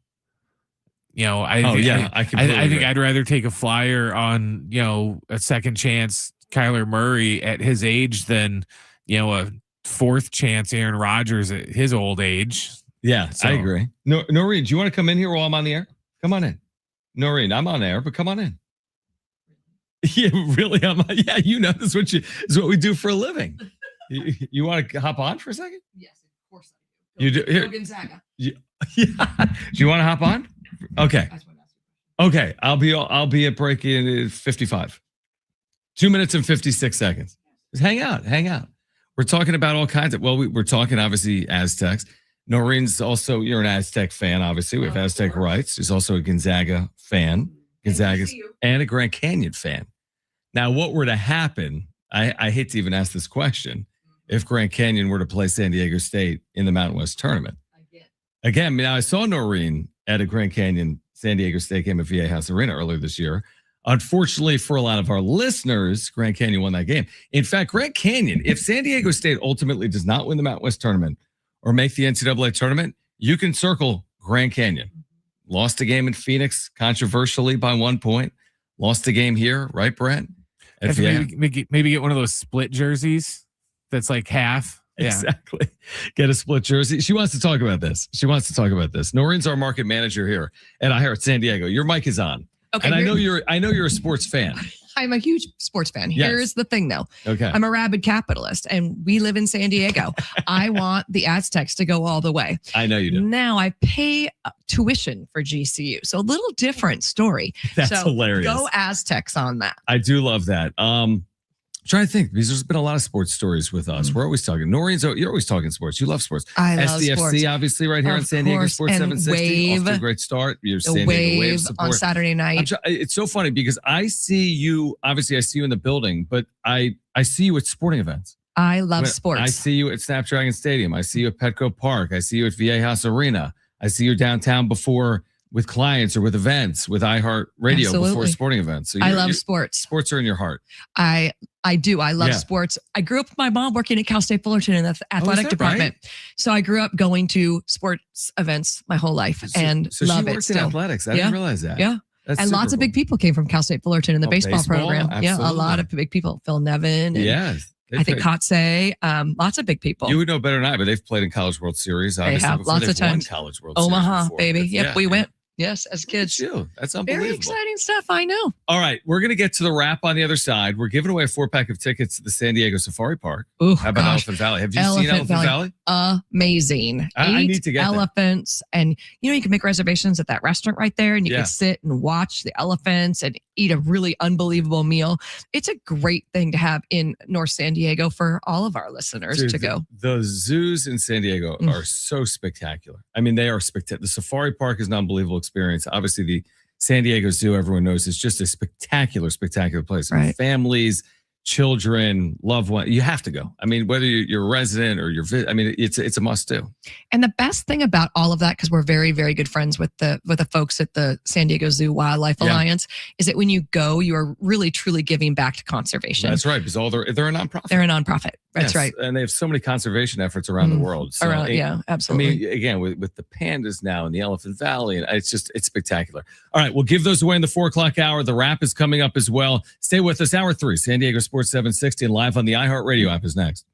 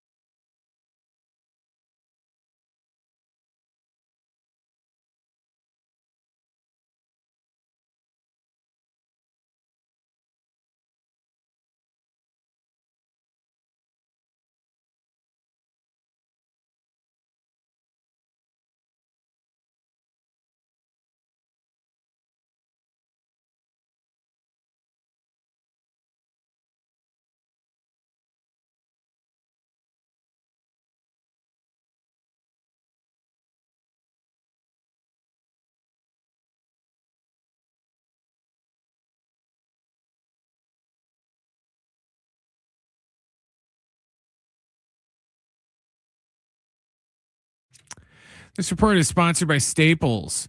In NBA news, the Warriors have ruled out Steph Curry for at least another 10 days with a right knee issue. His right knee has caused him to miss the previous 15 consecutive games.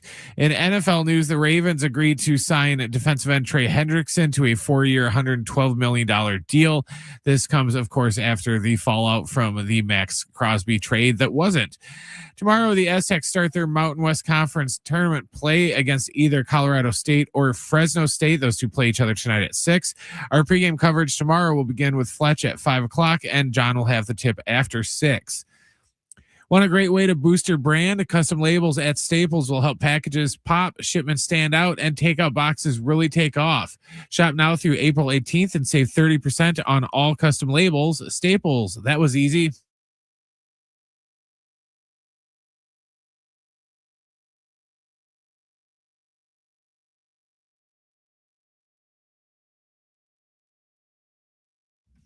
All right, San Diego Sports 760. A lot going on today. Noreen, market manager in studio. Yeah. We should do like Market manager Mondays. it's what's today, Wednesday. Wednesday. No, but you know that there's like places of employment. John Schaefer, Sammy Long, Brent Sperry. We'll get to the wrap, and we have these Elephant Valley, a 4-pack of tickets to give away. San Diego Zoo Safari Park. Let me get you back in here. There you are. The stream. There we. Oh my. There we go. But you know, at some workplaces, they're like, "Hey, like, be the CEO for a day," or like, you work at a fast food restaurant and you learn all about the inner workings. Like maybe one day you're at the cash register, another day you're like cooking, another day you're at the drive-through. I'm down for that. I would like to see people in the building that aren't on air be on air for like not every Monday. That's probably aggressive, but let's say one random day you take sales team, marketing, social, market manager Noreen, who oversees 8 radio stations in San Diego. It's a ridiculous. I mean, imagine what's on her plate. Oh yeah, on a day in day out basis.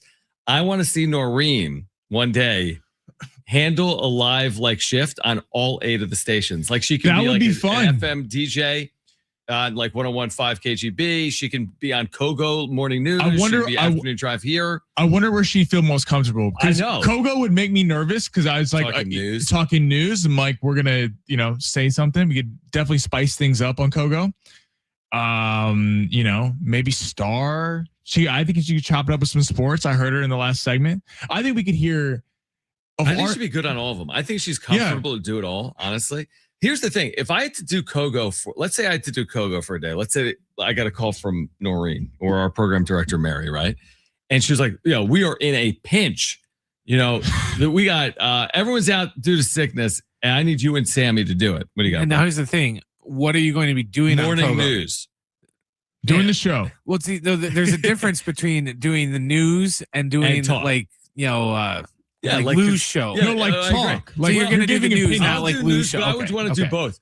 Honestly, I'd be interested in doing both. But I think with the news, do it. You're basically reading stories, right? Yes. I could get by. Now, would it be perfect? Probably not. I think I could get by. It's just factual. You're just reading stories. It's honestly, it has other skill sets to it. It's challenging, but it's different than what we do. For me to try to do news talk on Kogo, I'd probably spend the first 30 minutes talking about Bam today. I'm like, we'll get to the war. Let me start with Bam. Let me start with this 83-point game. You've been on Kogo, right? Yeah, as a guest. Yeah. Occasionally, yeah. I know I've done a couple Kogo hits, and I was like nervous for them because I was really trying to get my facts straight about sports gambling. Like, it's not just us like chopping it up, about Bam and his 83, whether it's real or not. I was like, it's a different animal. I've always said this. You've heard me say this, Sammy, and Brent's heard me say this 100 times. The reason I've always loved sports, especially as an adult, is it is a true escape. Like I'm literally losing sleep over like the way Mark DeRosa is running out his lineup card, as if it matters, or because Bam is going to the free throw line. Like it doesn't matter? No, but it matters to you and I, and it matters to our listeners. And sports do matter. Now it's They not met sports. typically life and death, right? It's not typically putting food on tables. I'll tell you why when people say sports don't matter. Sports is the one thing at Thanksgiving dinner when you get with, Grandpa Joe. You can argue about it. And everything that everyone can sit here and talk about, and people don't want to rip each other's heads off about. Sometimes they do, though, because you might be in a family where like half the family loves the Cowboys and half loves the Chiefs. You know what? I'm actually not even making my own point because I almost destroyed our Thanksgiving because certain members of our family who may or may not be listening right now wanted to do Thanksgiving dinner right during the Chiefs-Cowboys game. Exactly. I said, that's fine. I won't be showing up to Thanksgiving because I value the Chiefs more than family dinner. Caused a little bit of a rift with some extended family members. Exactly. But it is interesting. Even now that I talk my way through this, like, what if I was in with like Big Rich, TD, and Fletch? Like, yo, he's out. He's got laryngitis. All right. And you have to fill in. We could do Big Rich, TD, and yes. I don't even know where you start. 1, 2, 3. Music. First of all. And here's Foghat. Yeah. I mean, what are they talking about? You'd have to do a tip of the day. Because Rich does he does just the tips over there too. Yeah. Yeah. Like he did over here. Yeah. I know. Basically the show is Travis on just looking through things to buy. And then last week or a couple weeks ago, he's like, I bought a sword today, guys. Samurai sword. And it's very similar because you and Kat both have like the same disgusting diet. Because where we like you can because you're both vegan. Like I'm down to do that. I just haven't been invited. Although it is early. The thing I'll say this. In the years I've been here, and Brent's had to do this as well, and everyone's had to do it. I'm sure you've worked mornings before in your brief radio career. You've had to do something. But, Brent, even like during the pandemic or like back in the day with like when Nick and Judson were doing a show and maybe they were at the Super Bowl and I was running the board, like the morning is a different animal. You got to wake up. You got to be ready to go. Like it takes me an hour or two to get like into the day. Like for me to turn on the mic at 6 a.m. and start yelling about Bam, I'm just waking up. I need a little bit of time to get into my day. Yeah, it is like to have energy at like 6 a.m. to like people are waking up. I mean, that seems like a lot. I've never had to do radio that early, but I'm sure at some point it sucks. Yeah, it is.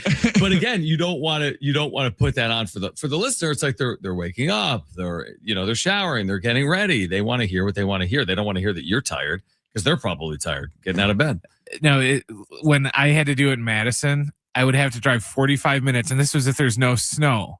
So if I had to be there at 4:30, that would mean I would have to leave my house by 3:30. Oh, what time would you go to bed the night before? Usually like 7 o'clock, 8 o'clock. That's miserable. And in order to do that shift, I would have to purposely stay up super late the 2 previous days so that night I would be so exhausted that I would literally pass out at like 8 o'clock. But I'd have to get up at like 2:30 to take a shower and everything so I could be ready to leave by 3:30. And if there's snow, I would have to leave even earlier. Once I didn't even leave. I did a Badger basketball game and I slept in the studio because by the time I got done with pregame, drove home in the snow and then drove back, I would have been there for like an hour. That feels hard as a sports host because you can't even watch the games. I mean, if you're doing a 6 a.m. shift, like you can't even. I mean, like take a Padre game. The Padres start at what 7:10 on the West Coast, so they're done at 10:10, and you're going to bed after the game at 10:30 to wake up. There's a lot of watching highlights. And here's the thing too, though, dude. What it always, that feeling of you're up late and you have an early flight. Yeah, and now you can't sleep because you're thinking about the alarm, you're thinking about your sleep.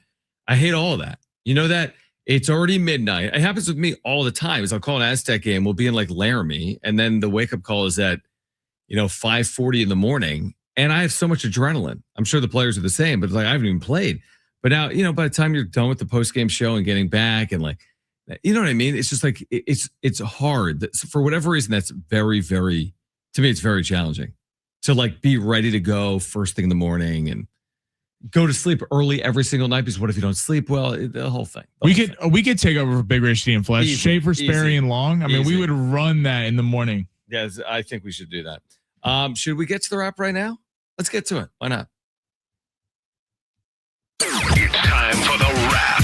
Presented by Sombrero Mexican Food. Check out their website at sombreromex.com. Will Team USA advance?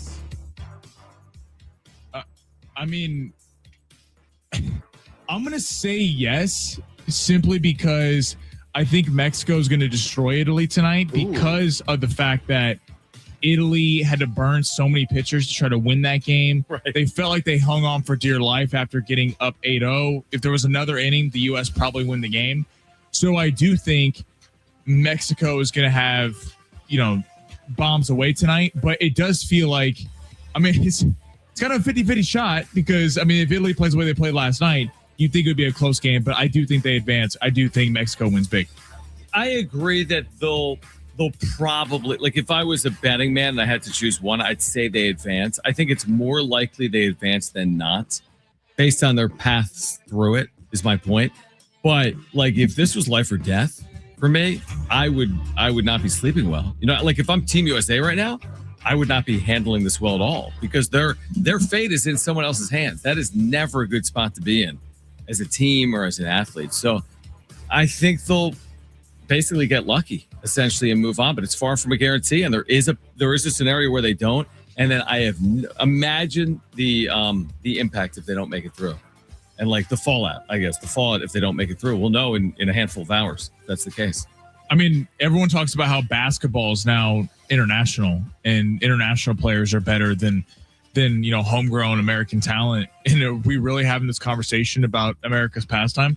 Right, it's crazy. exactly. It's like nuts. Next question. Is Bam's 83-point game the most overrated sports accomplishment ever? Yes, you can't take 43 free throws. I'm sorry. That has to play into it. You're playing the Wizards. Bam deserves credit as a player for scoring 83 points. Bam should take a victory lap today. But I agree with what both of you guys said earlier. This is not going to be a where were you moment. Kobe Bryant, when he scored 81, felt like a where were you moment.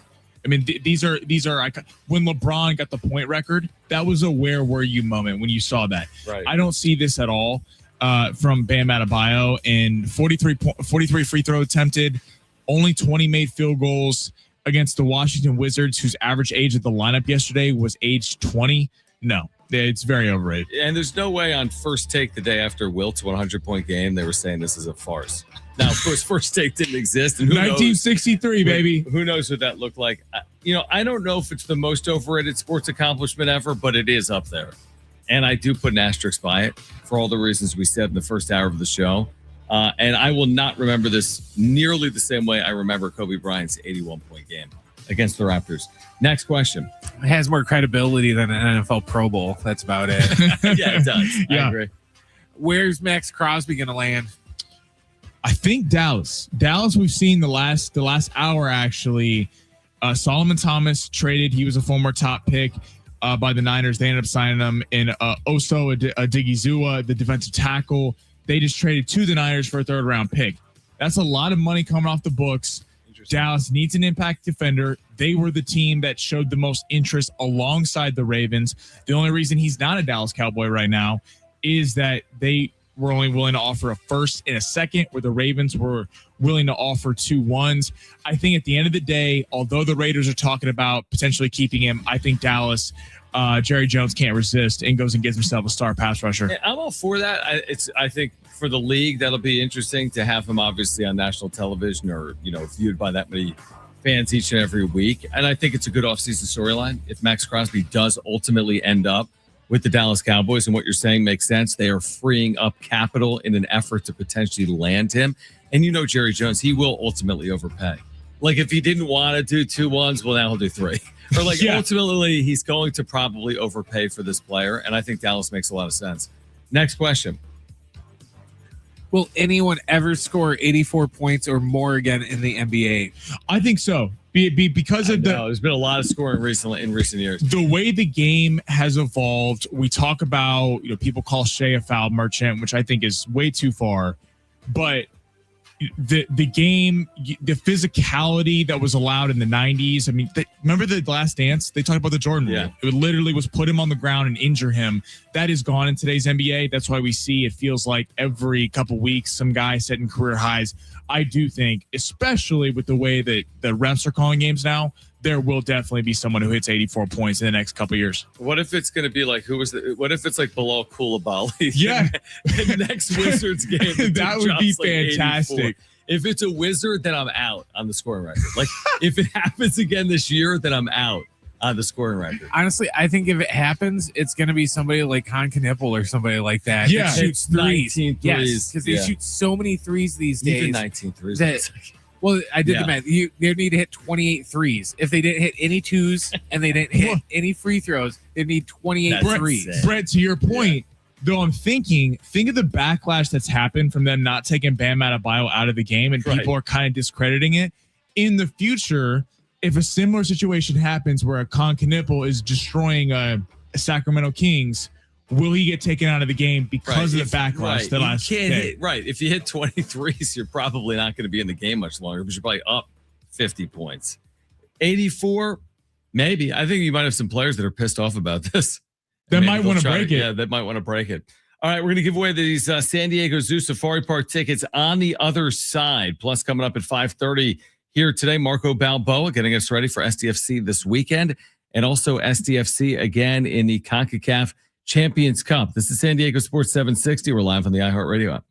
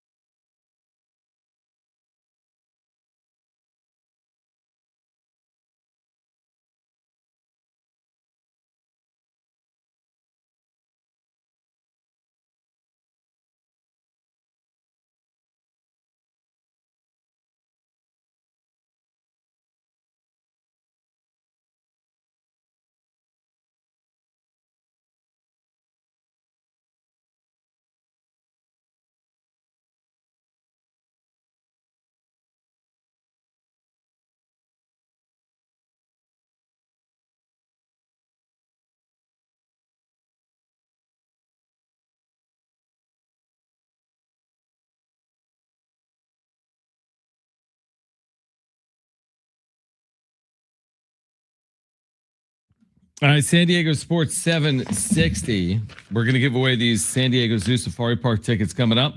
We do want to congratulate our $5,000 winners in iHeartRadio's Thank a Teacher powered by Donors Choose. And now Donors Choose will match up to $150,000 in listener donations. Go to iHeartRadio.com/teacher and enter the code Thank a Teacher, and they will match any donation up to $200. Help us say thank you to the educators shaping our future now at iHeartRadio.com/teacher. So we'll give away these Safari Park tickets. I have this is the most crazy conspiracy theory of all time. Remember, so Italy and Mexico are now playing for essentially the right to move on. And depending on result, it depends on who moves on. The U.S. could be out with the Mexico win of fewer than 5 runs. We think. I'm still confused. And by the way, you made the point on the screen. Since when is Aaron Nola Italian and pitching for Team Italy? I mean, I have no idea. Yeah, I don't even understand how they determine who's on what team, because it's not based on where you're born. Obviously, you don't have to have citizenship, I assume, right? Well, half the Olympics, you're like, yeah, like they're like, I live in Redondo Beach, and now I snowboard for China. Yeah, it doesn't make any sense. But okay, remember earlier in this tournament when Cal Raleigh would not shake Randy Arozarena's hand? Yeah. Well, Randy Arozarena now has the chance to do the funniest thing ever, which would be to not add on to a lead late in the game to keep the U.S. from advancing. Now, that's an extreme scenario. But can you envision in the 8th inning of like a 4-0 game? They're batting last. They're the home team here tonight. But imagine if, like, again, the U.S. moves on if Mexico scores 5 runs and they don't if Mexico scores 4. Imagine Arozarena with the bases loaded and 2 outs in the 8th inning, not swinging and just taking 3 pitches down the heart of the plate. And that is the reason why the U.S. wouldn't advance. Now, I don't think that would ever happen. I think that's an extreme example. I thought you were going to go down the road of the Clayton Kershaw meme. Would be like, God, we're going to lose now because the big dumper didn't shake his hand and is being a jerk. No, I don't think that. Did he get this right here? Is that out? No, it's not. I'm watching this as if I care. I know a lot of people do, but like, I don't even know what I'm rooting for, because what people want to see for the U.S. to advance is Mexico. No, they want to see Italy win. Italy win or Mexico to beat them badly by 5 or more runs. But when we say 5 or more, does the amount of runs allowed matter? Like, as in, if Mexico wins this game 9-8, does the U.S. move on? No, if they win 9-8. I thought they do, because it's about like runs allowed. I don't know. That's what I'm saying. I thought it was run differential. It's too confusing. I think it's runs allowed. Your scenario would be like, do you remember the game? How many years ago was this? 4 or 5 years ago, when the Chargers and Raiders played. Of course, the tie or whatever. The tie, in that they could have tied, they both would have moved on, but the Raiders kicked the field goal to keep them out. Yeah, it was so dumb. It was like the Chargers were playing for the tie, but nobody told the Raiders. Right? Yeah, the Raiders were like, screw the Chargers. We want to win. Like, why do we want the Chargers to be in the playoff field? Right. Yes. And they screwed them over. That should be like Randy Arozarena doing that to Team USA and Cal Raleigh. I'll tell you what, there's a lot of nervous Team USA players right now with this game underway and scoreless after an inning. Who gets most blame? Aaron Judge? No, Mark DeRosa. It's not close. Right? What happens on field is baseball. Like, if you strike out in a big spot, that's called sports. But when you go into a game and your manager's like, hey, guys, take it easy, then you're asking your guys to take it easy. Hey, let me get a couple players off their feet. You guys have played twice. That doesn't make it. You set yourself up to fail. I never am going to blame a player for going 0 for 3 in a one-off game. Like, that can happen. But against Italy, I mean, but again, like look at that look at that bullpen. To call these guys major leaguers is a stretch. I mean, you're talking about minor league deals. Right. So I'm with you. DeRosa deserves the most blame. He played Paul Goldschmidt over Bryce Harper. Now, I know Bryce Harper didn't come through yesterday in the 8th inning, but still, you think Bryce Harper he's a better player than Paul Goldschmidt at Paul Goldschmidt's stage in his career. Yeah, I mean, and even if they do get in, think about how PCA has bailed them out. He hit a grand slam yesterday and a solo home run in the 9th. If they would have lost 8-0, this would be over today. I mean, the chance that Mexico would have to win by like 13. Oh my gosh. Yeah, you're right. 11? Yeah, it would be over. I mean, you'd be praying at that point, right? if they lost 8-0 or something yesterday. Dude, imagine them showing back up to spring training after not even making it out of pool play. Right. Like, hey, yeah, it's an interesting situation that is playing out. All right. Call right now if you want a 4-pack of tickets to the San Diego Zoo Safari Park. Caller 7, you are going. Great giveaway. A 4-pack of tickets to the San Diego Zoo Safari Park, the new Elephant Valley at the San Diego Zoo Safari Park. Lets you get up close and roam with the largest land animals on earth. Call 877-767-4760 if you want those tickets. Caller 7, you are going. 877-767-4760. And again, the elephants aren't the only ones who will never forget Elephant Valley now open. Caller 7 to 877-767-4760 has a free 4-pack of tickets. On the other side, back to the record-breaking night for Bam last night for the Heat. We continue to react to that. Plus, coming up at 5:30, Marcelo Balboa will get us ready for SDFC this weekend and MLS action. Stay with us on San Diego Sports 760.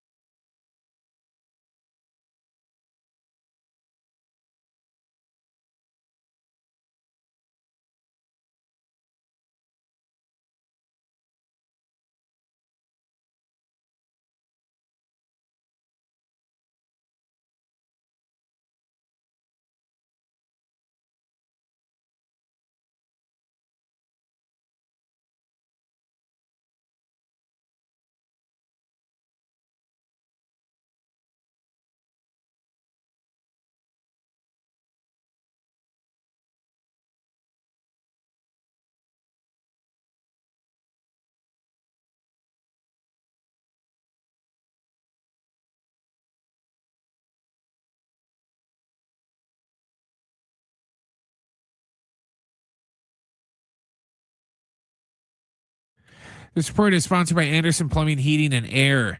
In NBA news, Warriors shooting guard Steph Curry is going to be out at least 10 more days with a right knee issue. He's missed the previous 15 consecutive games with the same issue.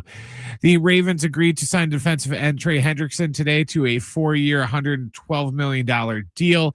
This, of course, is part of the aftermath of the Max Crosby fallout of trade. Tomorrow afternoon, the Aztecs start their Mountain West Conference tournament play against either Colorado State or Fresno State. Our pregame coverage will begin at 5 o'clock, and John will have the tip after 6. Choosing the right home service company isn't just about fixing what's broken. It's about trusting who's in your home. That's why homeowners count on Anderson for friendly professional service that keeps everything running right.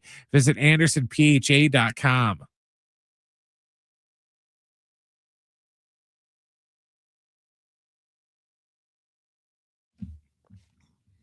All right. San Diego Sports 760, John Schaefer and Sammy Long. I don't know why I'm like doing live play-by-play of Italy, Mexico, but here we are. It's 1-0 Italy, which I guess benefits Team USA if Italy wins this game, but it's the second inning. So, all right, there's that. I just wanted to make mention of this because I'll be in Vegas tomorrow for the Mountain West tournament, and the Mountain West tournament's being played right now, right? Like the opening round games to play into the quarterfinal. And one of the games is between Nevada, the 5 seed, and Air Force. I wanted to make this note on Air Force. They are historically awful. They were 0-20 in the Mountain West. They're trailing with 6 minutes to play today in Las Vegas to Nevada, who's been fine, but not like world beaters. They're trailing 70-30 to Nevada on their way to an 0-21 season in the Mountain West. Like, what are the live odds on Air Force right now? What are those huddles like? Like, hey guys, like just rebound, defend, next possession. Like, guys, you want to put the ball in the basket. But like we've all, like when I was a kid, everyone's been on a kid like when you're like 7 or like 10 or 12. Everyone's been on a bad team, right? Like, man, we're not like our Little League baseball team isn't as good as this other like Little League baseball team. What is that like though? To go through they haven't won a game since November. I think maybe they won a game like the first week of December. I don't even know who they beat. It's like this year. It's like that Adam Sandler joke when he was coming up and when Will had his 100-point game, coming back to the huddle going, so who's guarding Will? Exactly. Have you ever seen, there's an old ad, Brent may remember this. Remember the This Is Sports Center ads? Yeah, right? With the greatest. Day. There was the ad where it was like Bristol against other like towns in Connecticut. And Bristol's team had like Juwan Howard and Chris Webber and like Stuart Scott and, you know, like anchors along with athletes because the like athletes were like in the building. And like Juwan Howard's just like swatting some like 5'1" dude like at the rim. And it was just a ridiculous ad. Some of our listeners, I'm sure, have seen it. But I remember there's like one of the other kids like, this guy's not from Bristol. And then like Juwan Howard or one of the anchors like, shut up and play the game. That reminds me of what Air Force. Anyway, Air Force, look at this. They have 3 wins this year, Sammy. They came in a row. November 19th, 21st, and 23rd. Hot streak. They beat Alabama State by 2. Imagine being Alabama State. Yeah. They beat SIU Edwardsville by 14. And they beat IU Indianapolis by 13. I've always wondered what that's like. Like Bobby Hurley, his contract is not being renewed at Arizona State as of right now because they just fell out. Like, what is that like when you know, like a season like Air Force, you know there's going to be wholesale changes? I mean, when you're going into the final game, like what is that mentality? Like, just hey, let's leave it all out there, guys. That's what I'm saying. It's got to be weird. It's got to be honestly like, okay, let's say last night you're the Wizards, back to Bam scoring 83. And first of all, you allow 150 points in this game? 150 points. You allow 31 in the first quarter to Bam Adebayo. And like, what do you think they were saying in the second half? Like, was their whole plan to prevent him from getting to 81? Well, guess what? They failed in that plan. What were they saying? I think the Wizards are like just looking at pictures of Darren Peterson and Cameron Boozer and AJ DeBonsta and say it's going to be fine. Just pair Trae Young with whoever that is because, yeah, I mean, like there's tanking and I understand they're not in a business of winning. They're obviously not sniffing the playoffs and they want the largest number of ping pong balls that could go their way. But I mean, right. At some point you double Bam. At some point you're gonna have to throw a couple extra bodies at him. It's like Simone Simon Fontecchio beat you off the bench for Miami. That's a great point. That might be the most embarrassing part if you're the Wizards, and that's saying something that in this day and age where the center position is essentially about what the running back position is now in the NFL. Nobody's dropping 80. Nobody cares about it anymore. It's still important, but it's an afterthought. It takes a backseat to all the guard and forward play. But yeah, in a day where we don't value centers at all, most teams will tell you we don't even need one. We can play a 4 at the 5 and it will be cool. The dude scored 83. Yeah, you let a center, and not even like he's not like he's Shaq or something to where it's just like, oh, just standing down. Stop Right. this guy. Like, okay, I was very critical, and we all have been. We've all been very critical of the way the Heat went about it, and Bam. Like, we should take a moment to completely eviscerate Washington. Yeah. How on earth you could ever allow something like this to happen? Some of the blame needs to be put on you. And yes, while he attempted 43 free throws and the sham was the fourth quarter, you still had him on the line 22 times in the first 3 quarters. No, more than that. He had 27 free throw attempts in the first 3 quarters. We can't all put that on him trying to establish some record. And when SportsCenter just showed back his 83 points, guess what? On 9 of his dunks, nobody was anywhere near him. Well, I think if you're a Wizards fan today, you're looking at Alex Sarr, who was a top 2 pick a few years ago. He might not be as good as Bam. He might not. He might not live up to that draft status. He was supposed to prevent this. I mean, this is the one guy that was playing in that starting 5 yesterday that you would think has some upside in talent for years to come. Right. I mean, in Bam, it looks like he's playing high school kids. That's what it looked like last night. And by the way, this isn't getting perfect gamed, so to speak. Like if the Padres go out there and run into a red hot starting pitcher and it's 27 up and 27 down, I'm not going to be like that's an utter and complete embarrassment. It's a baseball game. It doesn't happen every day that someone goes 27 up and 27 down or even a no-hitter, but it can happen. It's not like the other team was piling on, and it's not like it's the Padres' quote-unquote fault. Like elite starting pitching can beat elite hitting. It can happen. You can have a bad offensive and game. every person has an individual matchup with the pitcher. It's but like in basketball, like these teams have played, there's 30 teams in the NBA. They're all going to play 80 games. So we're talking about there are going to be multiple thousand games played this year. This isn't happening to anyone other than the Wizards last night. Why did it happen? What even allowed it to take place? And what allowed it to take place also now goes back to the league, which is this league has no care in the world what its worst teams are doing. These teams are incentivized to do absolutely nothing. They have no desire to try to win or be competitive. And then you end up in this situation that becomes quote unquote historical, where to me it's quote unquote an embarrassment. Right. And it takes the NBA desperately from the All-Star game wants to speed up the season till the playoffs. Because the playoffs, as someone who's Brad, I know you're a massive NBA fan. I am too. I watch every Laker game. I watch every game, but I understand why a lot of people get frustrated with the league in the amount of tanking that happens and the disparity sometimes in talent from the top of the league to the bottom of the league. Yep. The NBA playoffs become exciting. I think for casual fans, I think people go, "Oh, this is it's a series." You see the defensive numbers. It feels more old school because the defensive numbers really ratchet up. But it does feel like ever since the All-Star break, I mean, the NBA desperately wants to get the Kings off people's screens and the Wizards off schedules of teams like the Lakers and the Thunder and teams in the Knicks that people pay attention to, because you get last night where, I mean, I don't know what that was from Washington. Yeah, my dad's one of those people, Sammy. Mm-hmm. He won't watch a regular season NBA game if you paid him. But if there's nothing else on, he'll turn on like a playoff game because he knows that they're going to try now. Yeah, he's one of those that he's of the view of, regular season they don't try and it's not even worth it. So I'll watch in the playoffs because they actually care and they'll try in the playoffs. I will say this to your point about not showing these teams in the second half of the year. Thank the Lord this game wasn't actually televised last night. Right. I don't need more people having watched this abomination. Like, or maybe you do want it nationally televised because it exposes what played out.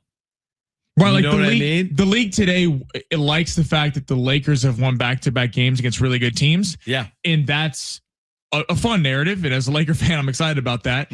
But that's people are like, are the Lakers better without LeBron James? Because Luka and Reeves are 10-2 without him, and you had the Celtics and Spurs on national television last night.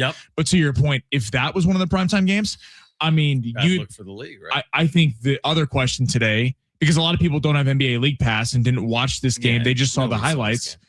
It would look bad if this was the featured game and you're one of the teams gives up 150 points with no overtime. Imagine if you're a Wizards fan. I don't know if that is an oxymoron, but imagine if you're a Wizards fan. You're sitting there last night with your son. You're like, hey, bud, picked up some DoorDash, got some Chipotle, got the jerseys. You know, I know we've had a tough year, but got our new Trae Young jerseys. I've been working all week. Let's watch the game. We got the boys are in Miami. Should be a fun one tonight, and you're witness that thing. Imagine watching that wall to wall last night in Washington D.C. Like, what did I just watch? Have we heard any sound on social media from the Wizards? The Wizards play-by-play team? And you know what I would love is to hear the press conference post game where they're like, yeah, like he just kind of got to go, and like we didn't have an answer for him. You think? I scored 83 points last night because of you guys. All right. If you missed Mark Ziegler earlier, you'll hear a conversation as the Aztecs get ready for the Mountain West tournament. You'll hear that coming up at 5 p.m. Marcelo Balboa joins us live. Apple TV MLS analyst will join us at 5:30. SDFC off to a roaring start this year, and he will join us coming up at 5:30. We're here until 6. This is San Diego Sports 760. We are live on the iHeartRadio app.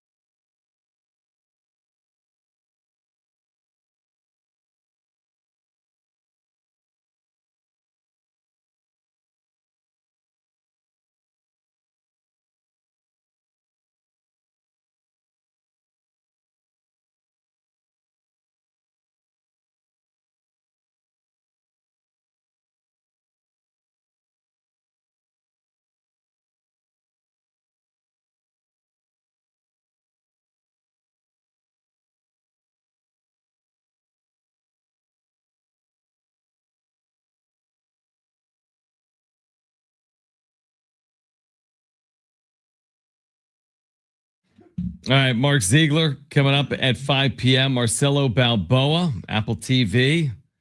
Talk some SDFC. What a start to their year.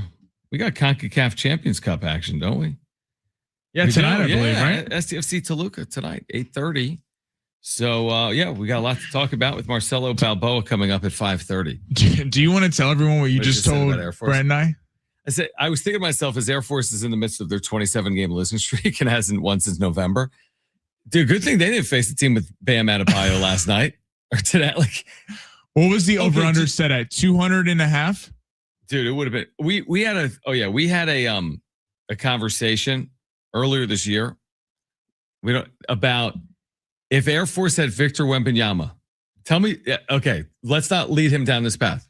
If Air Force had Victor Wembanyama right now, what would happen? So tell me the final result. And we restarted the game. We restarted the season. Air Force has Victor Wembanyama this year and the rest of their team. That's the only change. Same coaching staff, facilities, everything. They have Victor Wembanyama. They play their same schedule. What happens? Well, assuming he's healthy for the entire year. He's healthy, but he could get fouls. They're winning the national championship. I disagreed. Now, why? So me and Jim said that we agree with you. Did you also say that, right? You thought they'd win the Natty? Yeah. First off, one guy. In college one's enough. I can see it. First off, Wemby, unless he took a cheap shot and he was hurt. But what about he could foul? He could foul out of a game. But if I was Wemby, I would tell him not to play defense. You just sit there and swat away. Yeah. And he would score every time down. Every time down. He'd be solid. like what Mountain West player is going to take the ball away from Wemby? Okay. So your point there. Okay. So let's say they're the best team in the Mountain West. Let's just go down that path. Okay.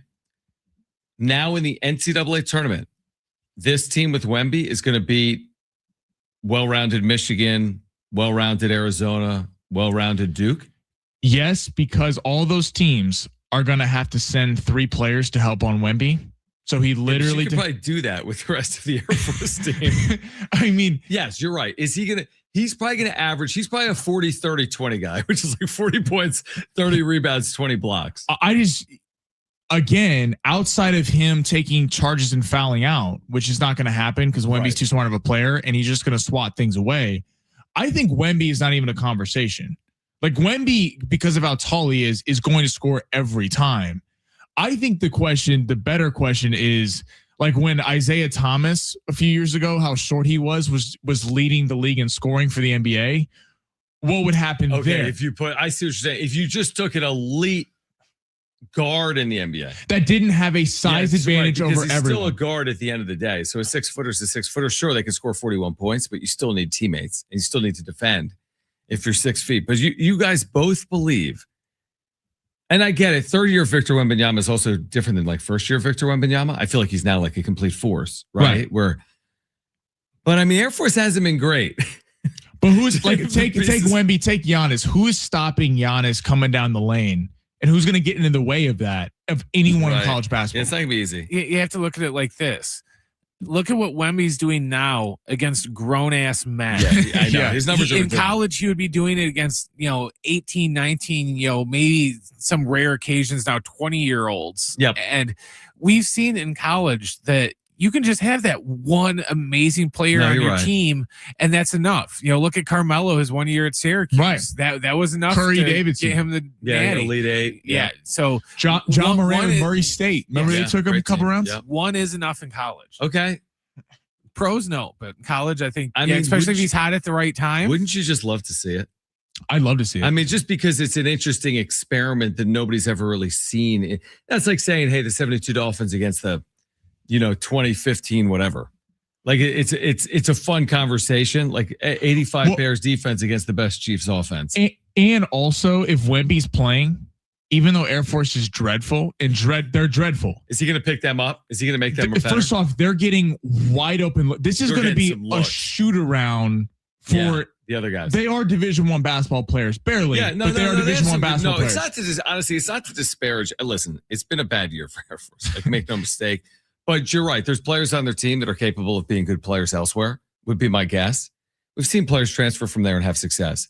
So But again, they did go winless in the Mountain West. So can you take a team that went winless and won 3 games all year and win a national championship with one player? Yeah, you guys are making a compelling argument. It's not baseball, right? We can't put Aaron Judge right now. I mean, Aaron Judge did play for a national championship at Fresno State. He won one in college, incredibly.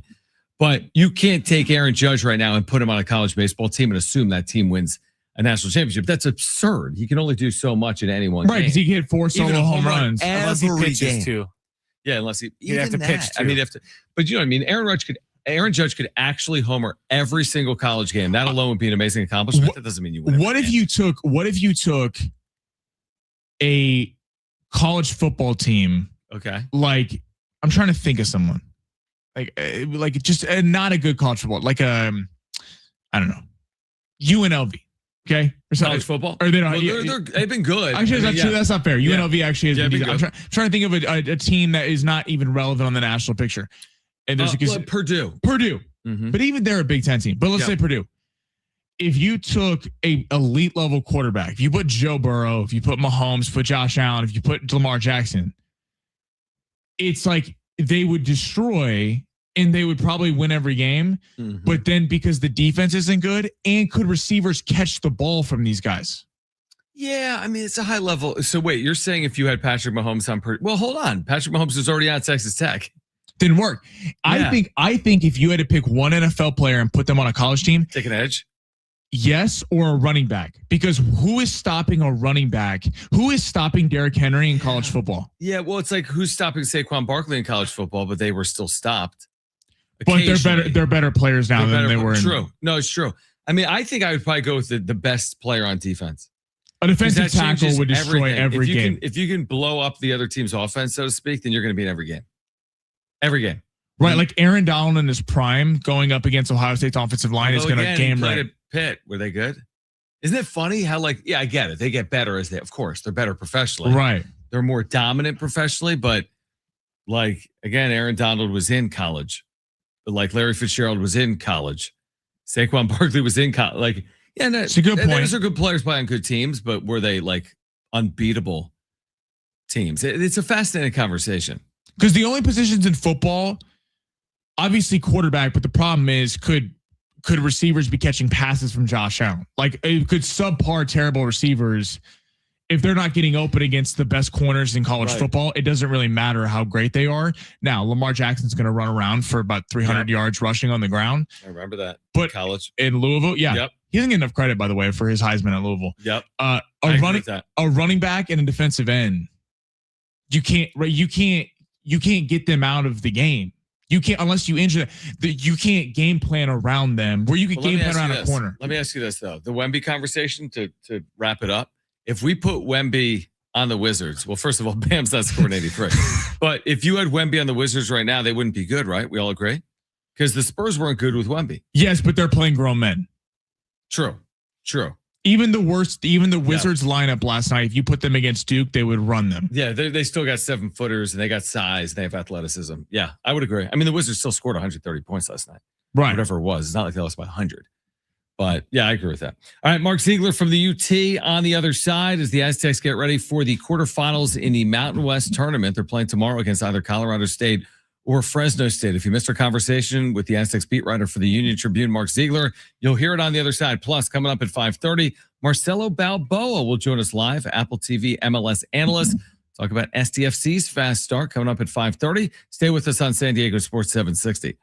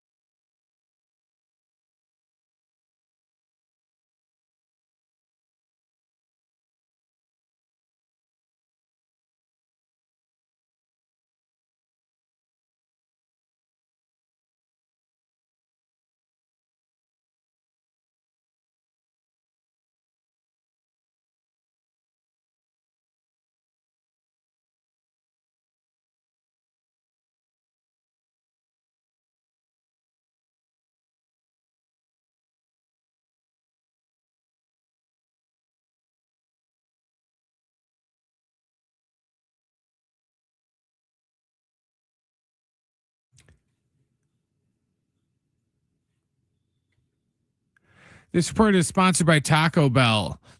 In NBA news, the Golden State Warriors have ruled Steph Curry out for at least another 10 days with a right knee issue. He has missed the previous 15 consecutive games with the same issue. The Ravens have agreed to sign defensive end Trey Hendrickson to a 4-year, $112 million deal. This, of course, follows the fiasco that was the Max Crosby trade with the Raiders.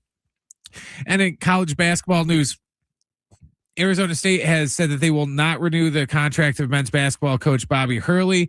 The school announced hours after the team was eliminated from the Big Ten tournament in a record blowout for the university, 91-42 to Iowa State.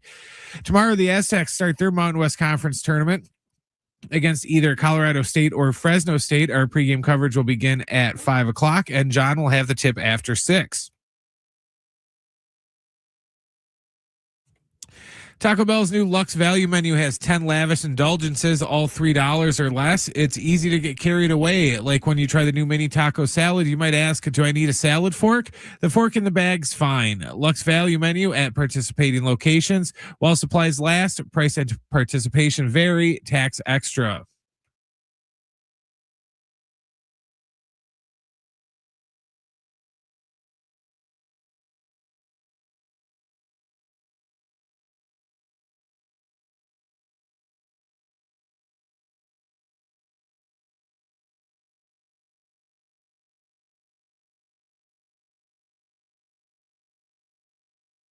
All right. San Diego Sports. Our computer's having a stroke. Is it? All right. We're back with you here. Final hour on San Diego Sports 760. There it is. John Schaefer and Brent Sperry hanging out here for the next hour. I think Sammy Long will swing back in as well. Where do we start with Mark Ziegler? I was going to ask you that before we had the audio meltdown. Do we have Mark? Yeah. I'm trying to think where it starts. All the teams that could possibly win the Mountain West that's right. Okay. tournament. So let me just set up the hour because Marcelo Balboa is going to join us live. Again, great analyst, MLS on Apple TV. We know SDFC is off to this great start. They're playing in the CONCACAF Champions Cup here tonight. They're back to MLS play this weekend. So Marcelo Balboa will join us coming up at 5:30. But if you missed the Aztecs beat writer for the UT, Mark Ziegler, Aztecs play tomorrow in the quarterfinal round of the Mountain West tournament. And I asked him off the top of the conversation if he subscribes to the theory that there's 8 or 9 teams that could win the Mountain West. 100%, although that number's down now because UNLV beat Wyoming. So now it's down to 8. But yeah, I mean, that's just kind of how the conference has been. And, you know, on the one hand, that's great to have a conference like that. On the other hand, it's bad for business because they're going to get fewer NCAA tournament bids, and that translates into money. And, you know, when San Diego State, for the schools leave next year, the Mountain West is going to keep those NCAA tournament shares, but there's not going to be much to keep because the conference is just too close this year, and everybody beat up on everyone else and ruined everyone else's chances except for Utah State of getting in that large berth. Would you take, Mark Ziegler's with us right now, like we're talking about with maybe 7 or 8 teams that could win this that are still remaining in the field? If I said take Utah State or take everyone else, you'd go down the path of everyone else? Oh, 100%. Yeah. If you've seen Utah State play in the last few weeks, just like New Mexico and San Diego State, the top 3 teams in the league that are pretty clearly the top 3, have all struggled. They all have losing records in the last 4 or 5 games. New Mexico's lost 3 or 4. San Diego State's lost 4 or 6. And Utah State had lost 3 or 4 before they beat New Mexico in the last game of the season. So I don't like the way they're playing. I don't like the way a lot of these teams are playing on the top part of the conference. But teams like Colorado State have been really hot. Boise State's been playing pretty well lately. UNLV has had some real flashes there. So these teams are going to be tough to beat. What do you see as the determining factor for San Diego State? Let's just even say Thursday. I mean, the reason I ask is obviously rebounding was an issue at New Mexico, basically cost them a game. At Boise, essentially cost them a game. Now, whether they see CSU or Fresno, those aren't the same type of rebounding team. Certainly, Colorado State can really shoot the ball. But what's the factor you're looking at specifically with the Aztecs when they take the floor on Thursday? Well, specifically that game is it's not going to be at altitude. Mm-hmm. And when they play Colorado State, 2.5 weeks ago in Fort Collins. It's 5,000 feet. They looked at their team, and they have a very, very efficient offense. They're not very good defensively, but they're very efficient offensively. They're top 50 in the country. And they said, let's and they like to play a half court game. So let's disrupt that and slow that down or speed them up, I guess is a better term, by pressing. Something they rarely do at altitude, even with a deep roster. It's just so hard to do that and sustain it. They tried it. It didn't work. Colorado State still was able to get to their spots, still able to get their shots, and they made them. Now they're not going to be at altitude. They've got 10 guys healthy for this game in the rotation, and I think you'll see them extend their defense selectively, not the whole game, but they'll pick their spots. And I think that's an advantage in this game compared to what we saw 2.5 weeks ago. You mentioned their health and said 10 will be healthy. They haven't played since Friday. What is the latest, or what are you, considering heading into this? Obviously, Magoon has been in and out. LZ Harrington has been in and out. Where are they heading into this weekend? Well, I think, Reese Waters, Dixon Waters, and Miles Bird both were hobbled and banged up in the last couple games, and have been in and out of practice, but they're both back practicing. So I expect to see them. Magoon has been practicing. LZ has not, and I would consider him doubtful, but he is also, there's been instances where he hasn't practiced and warmed up and felt okay and played. So we may see him, but I would say it's doubtful. So when you look at, the season overall, and I know you've written about it as well, at 20-10, you see it the same way most is, which is, do you see any path other than 3 wins in 3 days for San Diego State, or even, I guess, anyone other than Utah State? Is there a path to the NCAA tournament for New Mexico or San Diego State without winning the conference tournament? San Diego State, no. New Mexico, possibly. I mean, everything would have to fall right. Right.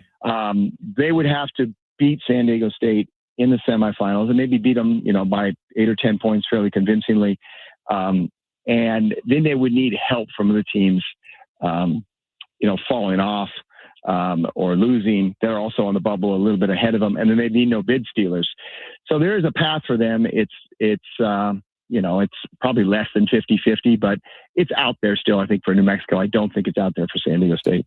There was a stretch, Mark, and you probably know it better than I do. I think you wrote about it at some point. There was a stretch where San Diego State had maybe the top defensive efficiency at KenPom for like 6 weeks. I don't know the exact dates, but from early January to early February, they were among the best defensive teams in the country. What's interesting here recently is I think they've allowed 80-plus points in 3 straight games, including in that win over UNLV on Friday night. How do they get back to where they were? Because it's unlikely they're going to win 3 straight games allowing 80 points in the next 3 games they play. Yeah, and it's funny. I asked Brian Dutcher that exact question.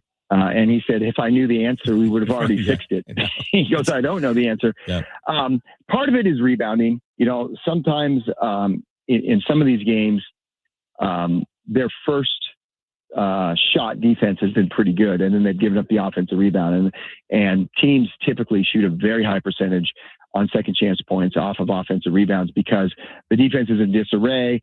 You see a lot of 3-pointers made because they're step-in threes. Those are the easiest threes to make. Teams shoot typically close to 50% on those because you're moving towards the basket. You're not moving away or off the dribble. You're just catching and shooting. You see the whole thing in front of you. And so there's been a lot of that, a lot of easy putbacks inside. And so it's a defense problem and it's a rebounding problem. Now, we're talking about defense and rebounding. Yes, some of that's tactical, but a large percentage of that is just effort and heart. And that's where this team has kind of waned in and out. I thought Miles Bird's comments yesterday were really interesting. I mean, he admitted that the team has sort of been lackadaisical and maybe took some games off, I think was the phrase he used this season, and they lost those games. And so to me, the biggest thing with this team is can they keep focus and urgency for 3 straight games? I was at practice the last 2 days. They were very urgent and very, very focused. Most I've seen them all season, probably. And so maybe because their backs are against the wall, we'll see a little bit more of that urgency. But, I think the tendency for this team is kind of like, well, let's let our talent win. And it doesn't always work like that in basketball. And so I think more than tactics and X's and O's, it's just they got to play with heart and they got to play the whole game. They can't take plays off. It's a good perspective. Mark Ziegler from the UT with us right now on San Diego Sports 760. Obviously under Brian Dutcher, you look at the success they've had in this tournament. It speaks for itself in terms of advancing. Now, they didn't last year for the first time against Boise State, yet they still found themselves in the NCAA tournament. What is it about? I mean, you've covered this team for a long time. What is it about San Diego State in Las Vegas? Because whether it's UNLV or the Thomas and Max, shoot, even in the Players era last year, they had a couple of wins. What is it about just the general belief they have when they get into an event like this? Yeah, I mean, it's a couple of things. I think their depth helps them a lot. They're very comfortable in that arena, in that city. They understand Vegas is a weird place to play for a lot of teams that don't go there a lot. San Diego State, remember, goes there now every single year for a non-conference. They go there for media day. They go there for a regular season game. They understand the drill. They know where to stay, how to stay out of the casinos and that refiltered air. And how to kind of put those distractions aside. And they're very good at it, and they have been very good at it. They've also had some of the best teams in out west and the best players, so that helps too. I mean, Brian Dutch is always saying marches for players, and if you have the best players, you have a better chance of winning. And, they had won 17 straight quarterfinal games, which I think is just an absolutely remarkable statistic until last year when they lost to Boise State. So you can say, well, they should have no problem with the quarterfinal game, except, the one loss was last year with many of these same players. So it's hard to sort of use that as a gauge. How do you, one final question for you, Mark, and I appreciate you taking time. Maybe there's a conversation for another day, but it's more of a resources question moving forward. We've touched on the importance of obviously NIL. We know about the unlimited transfers. We know about, essentially the widening gap between the P4 and the rest of college basketball. Is that gap further widening with resources, and where will San Diego State potentially stack up when they enter its next league, the Pac-12, come next year? Yeah, that gap is enormous. And it's the Power Four conferences plus the Big East, although the Big East really dropped off this year. So it'll be interesting to see whether they can kind of grab on and hold on and get on the other side of that gap, or they're going to or continue to fall. But if you look around the country, it's not just San Diego State. I think it's one thing that fans need to understand. Yes, I think many people consider this a disappointing season, but no mid-majors did well. The gap is that big now. Programs like Memphis had an awful season. There's going to be maybe 2 at-large bids from mid-majors this year. That would be the lowest ever since the tournament expanded in 2011. And so this is definitely a trend, and I think it's going to keep continuing until there's some sort of regulation on the amount of money that you can spend, which I don't see in the foreseeable future. So a program like San Diego State, will they have more resources at their disposal in the Pac-12? Maybe a little bit more TV money, but they also have to pay an extra fee to get there. And so it could be just kind of a financial wash. And the question is going to be for the administration is how much red ink are they willing to absorb and stomach, because they've had some pretty big deficits, and they probably have some more going forward. And they've got football program that they have to feed that beast as well. So, for them to keep up, they're going to need money.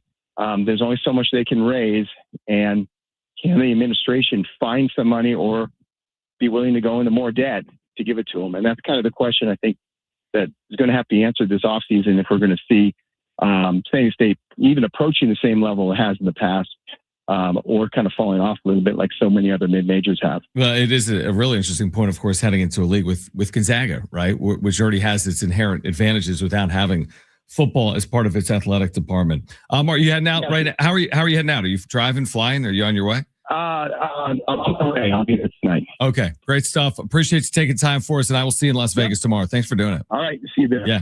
All right, again, the Aztecs tomorrow night against either Colorado State or Fresno State at 6 p.m. Our pregame coverage beginning at 5 p.m. right here on San Diego Sports 760. On the other side, what are the Ravens saying about the fallout from the Max Crosby deal that is no longer? Plus, Marcelo Balboa, Apple TV on SDFC's Fast Start. Well, join us live coming up at 5:30. This is San Diego Sports 760, and we are live on the iHeartRadio app.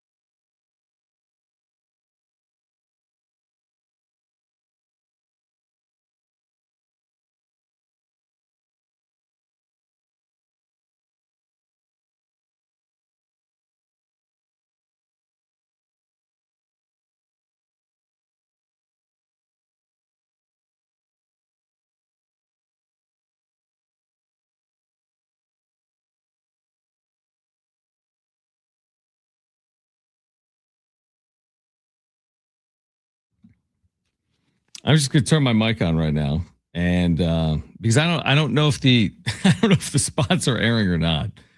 So John Schaefer back with you here on San Diego Sports 760. So I'm gonna. Oh, there's a spot.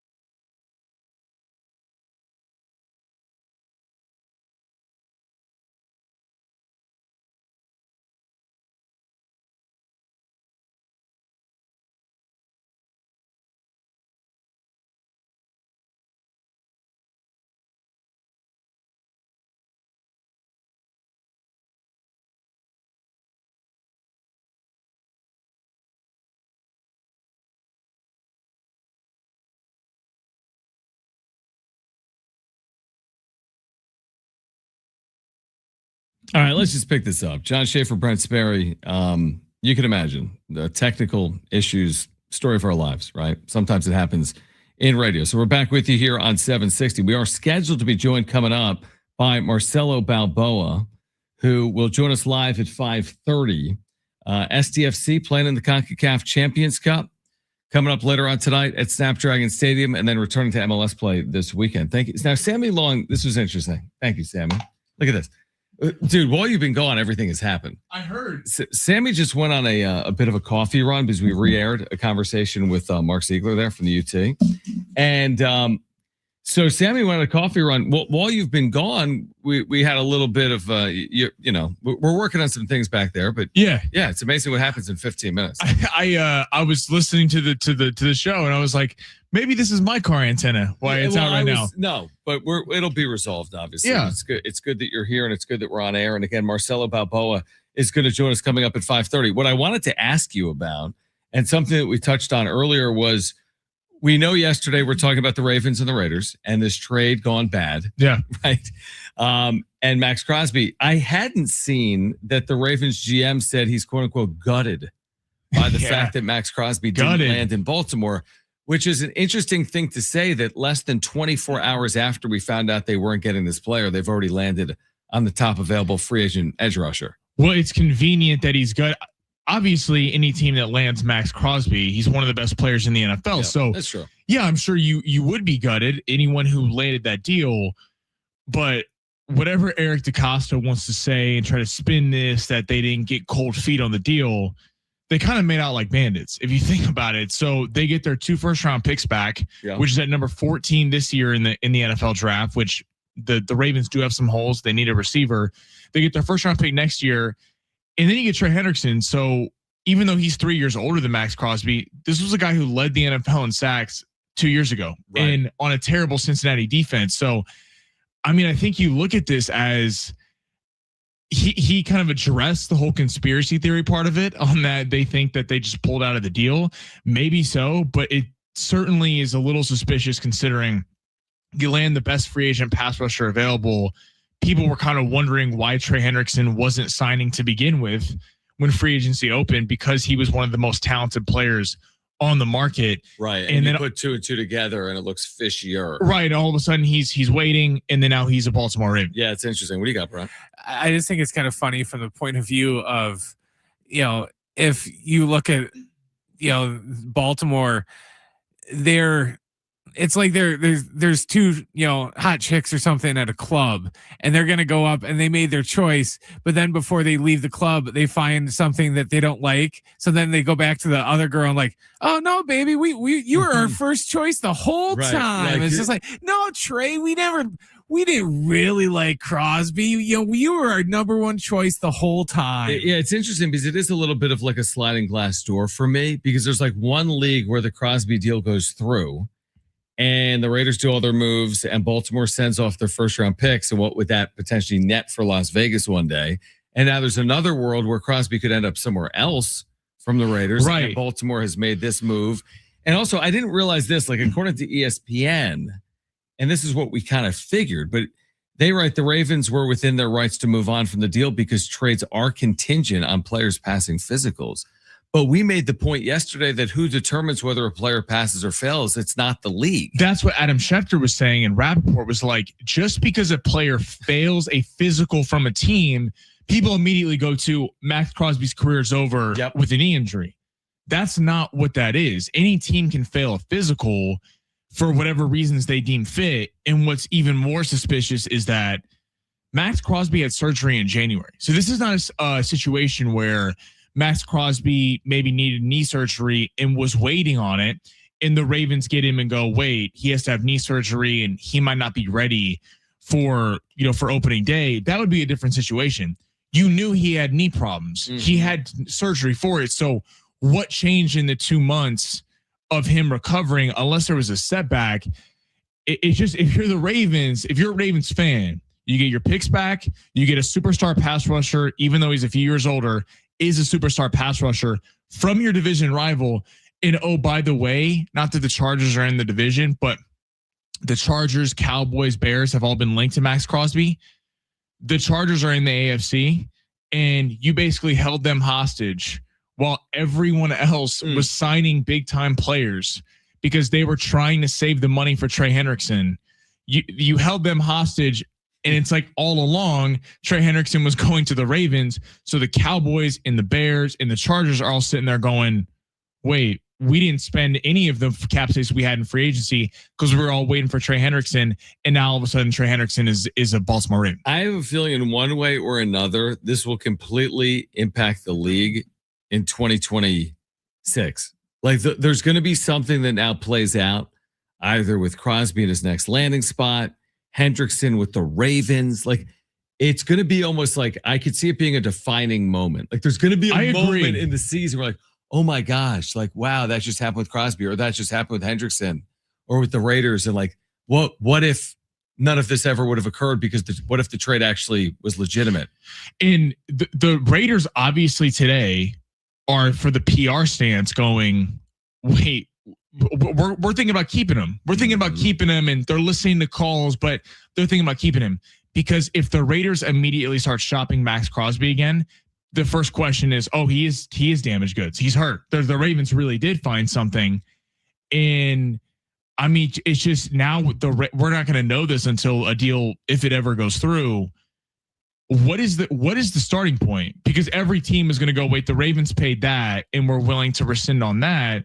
Now, because he's back, the Ravens are out of this. Like, are the Bears and Cowboys immediately starting up trade discussions for him? And what is that price? Are the Cowboys willing to offer a first and a second round pick like they had last Friday? I mean, just a week later. I mean, there's a lot that plays into this, and it doesn't just affect the Ravens and the Raiders. The USA is through to the quarterfinals because Italy now leads 5-0, which means Mexico, in order to win, would score 6+ runs. And Bob Nightingale is reporting the U.S. is now through to the quarterfinals. They've clinched a spot Friday night to play either Canada or Puerto Rico.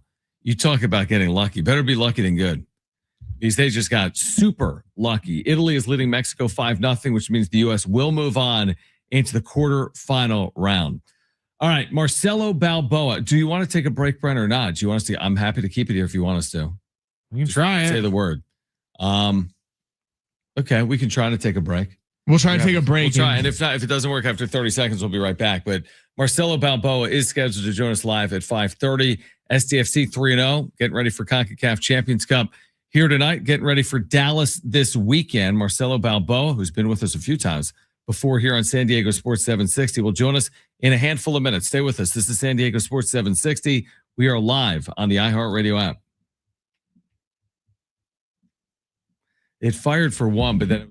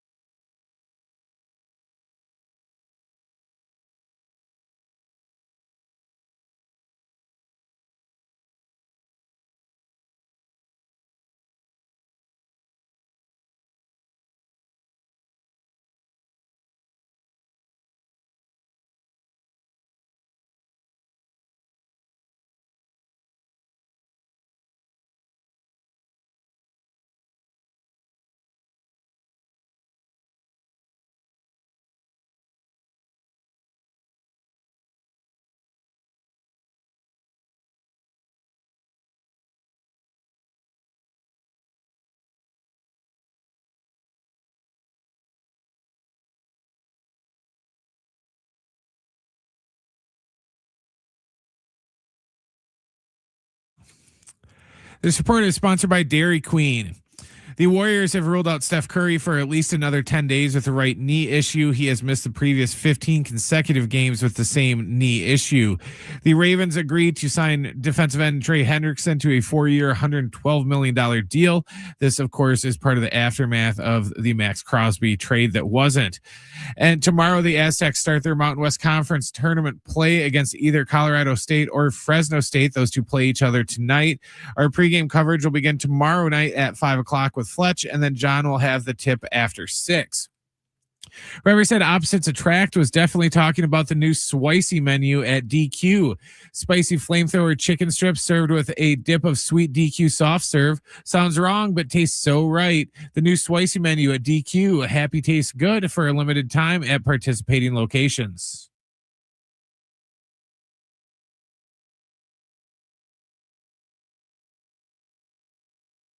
All right, San Diego Sports 760. Again, SDFC has CONCACAF Champions Cup coming up tonight against Toluca, out of Liga MX.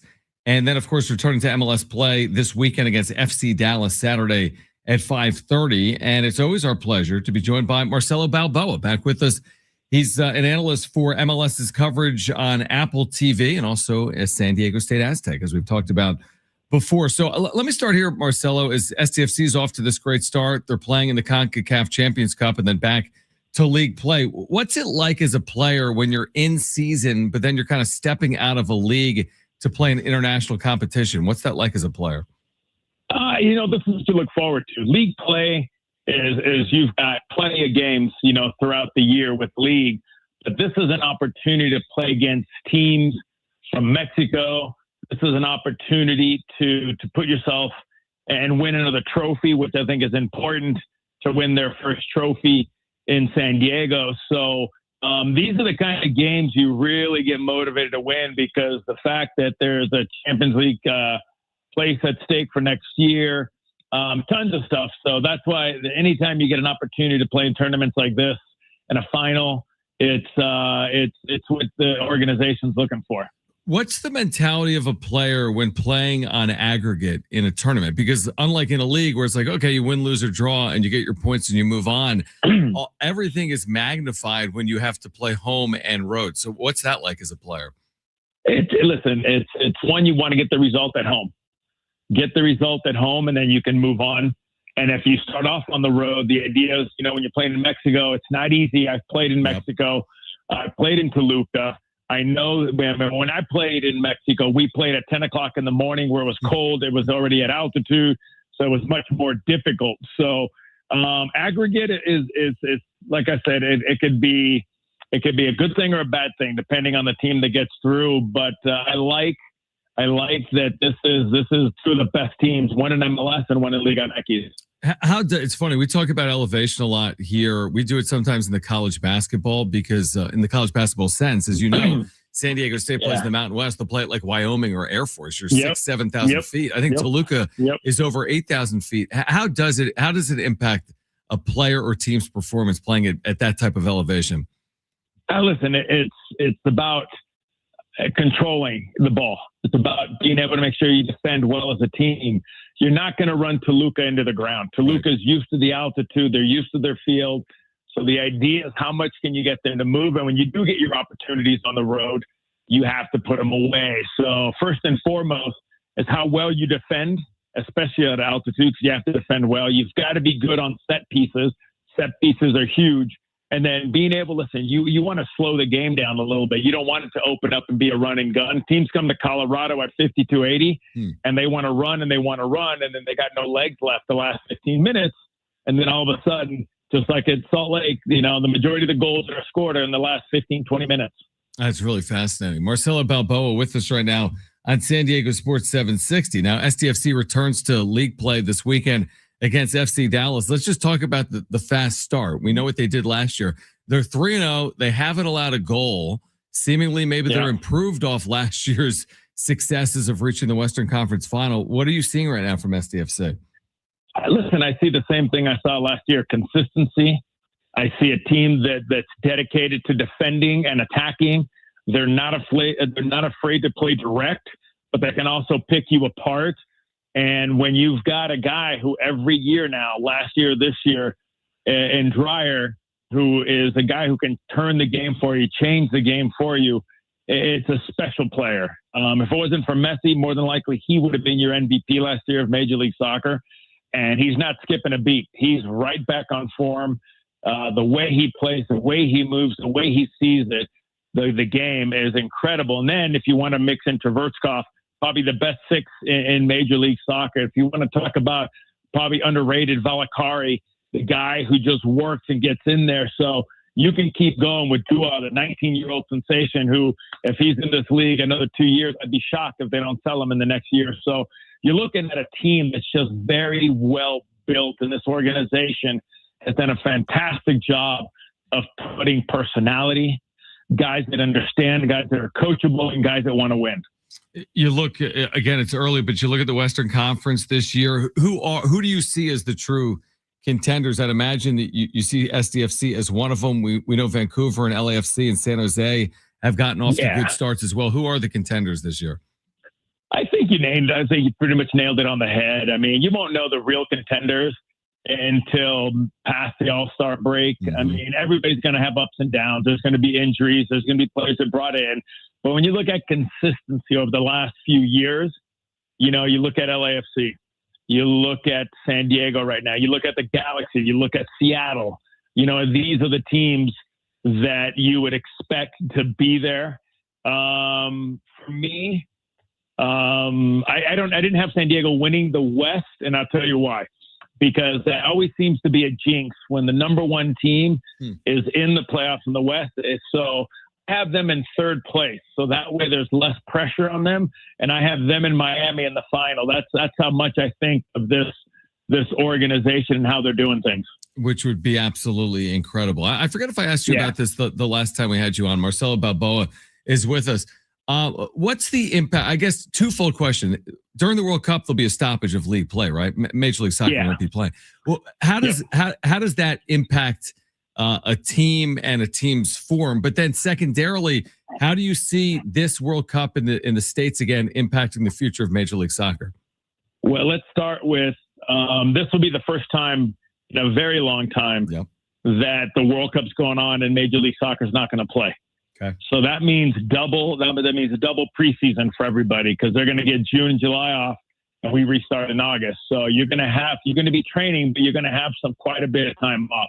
So this will be the first time a team could be in great form at the beginning of the season. Then you take a month off, then you come back for preseason again, and maybe they struggle at that point. So I think this year will be very interesting in that regards of how MLS is going to handle things. On the other hand, listen, it all depends on how US does this year, on what it's going to do for soccer in this country. If we can reach a quarterfinal, it could turn this country on its head for soccer and have people turn their mentality of, the MLS isn't that great. MLS isn't this.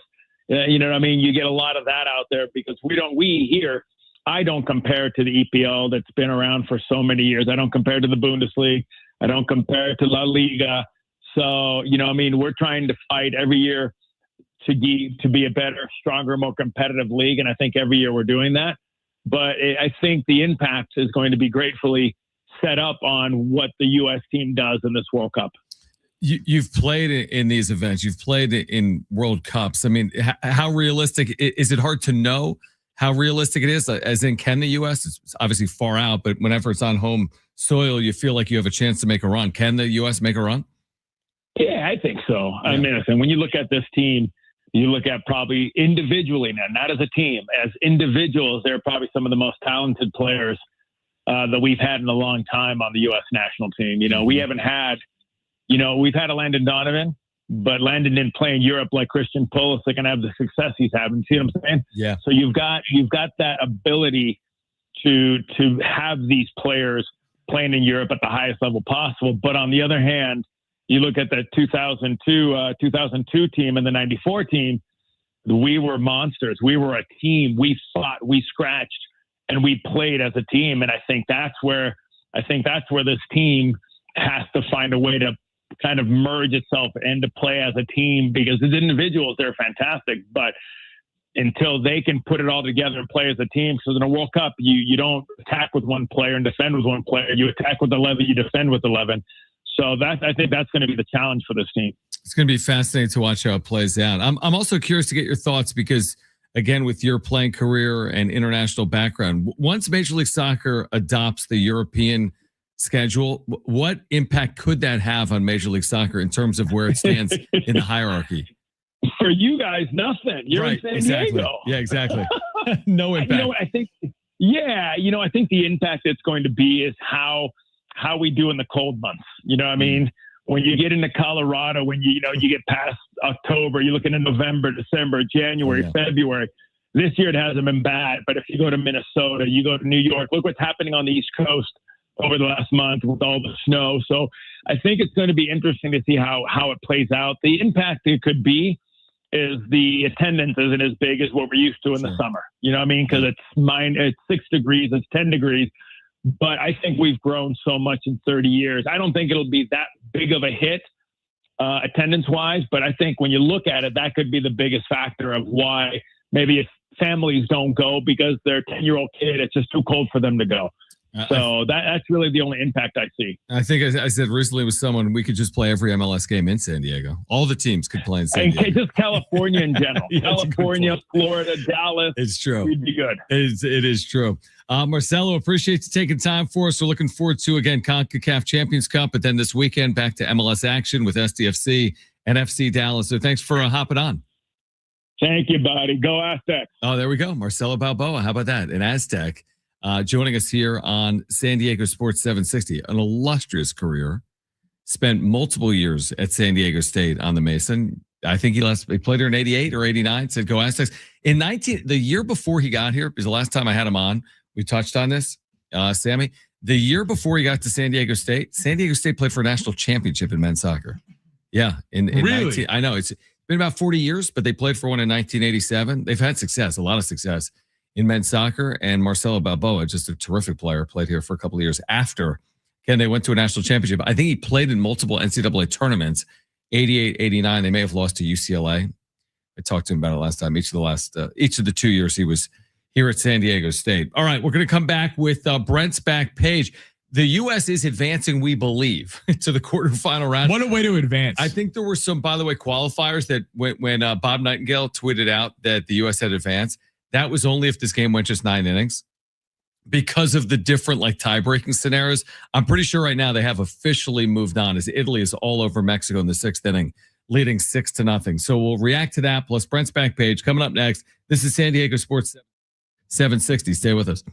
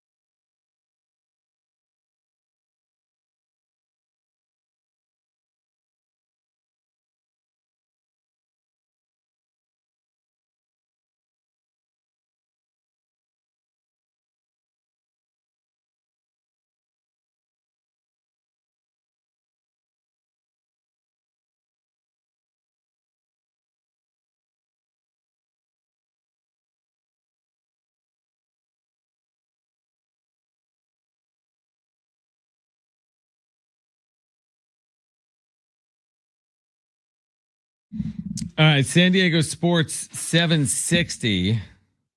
Final time. Thank you, Sammy, for hanging out all day. It's been a day. It's been a big day for Brent behind the scenes. There's been some stuff playing out.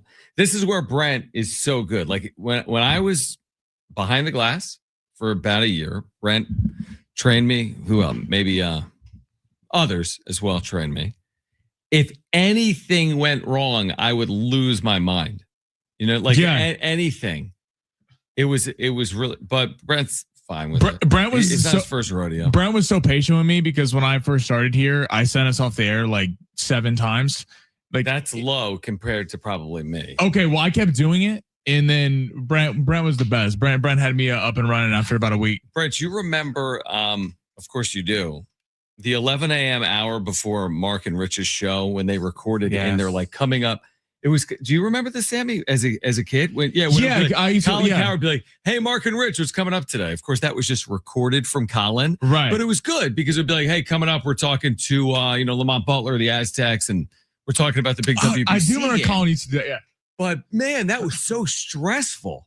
I always hated the rapid fire thing that we had to tape before the show. Oh my! I don't remember what it was called, but you know what I'm talking about. Do I know? It's like rapid fire questions. No, the 3 interviews in like 4 minutes. Yeah. It was kind of like a Colin segment. Like, let's go to Las Vegas where the Aces have won a WNBA title. Let's go to Philadelphia where Bryce Harper. I remember a couple times I put them in the wrong order. Oh, me too. Oh, I one time put the same interview twice, like a 3 interview spot. And I think there was another time I didn't cut it properly and they were just like talking. It's like Mark and Rich, like, I thought they were like off air and they're just like talking about. Anyway, it can be very stressful. It really can. It can be very stressful. Like, I don't think it's stressful for Brent. No, Brent's got it down. Would you say not now? 23 years ago when I first started, is there I'd anything be running about, around like that Kermit the Frog. But an hour ago, in the last hour, is that at all? Would you refer that as stressful or anxiety related? It's more annoying. It's just annoying now. Yeah, because there's nothing I can do about it. It's not your fault. A computer thing, and I've learned that if you just get flustered and start panicking, you're not going to figure out what to do or anything else because your brain's going to turn to fuzz. So you're better off just staying calm and trying to think of ways to fix it. It's funny. Some people in this. So for those who haven't been at a radio station, there's an on-air sign outside of the studio. So when Brent turns his mic on, when John turns his mic on, you can see on air outside. So you don't walk in. There are certain people in the building who we will not name names who walk in while you're on air. And have started talking to me before. I'm like, hey, I'm trying to like carry a conversation with Ben or someone right now. Right.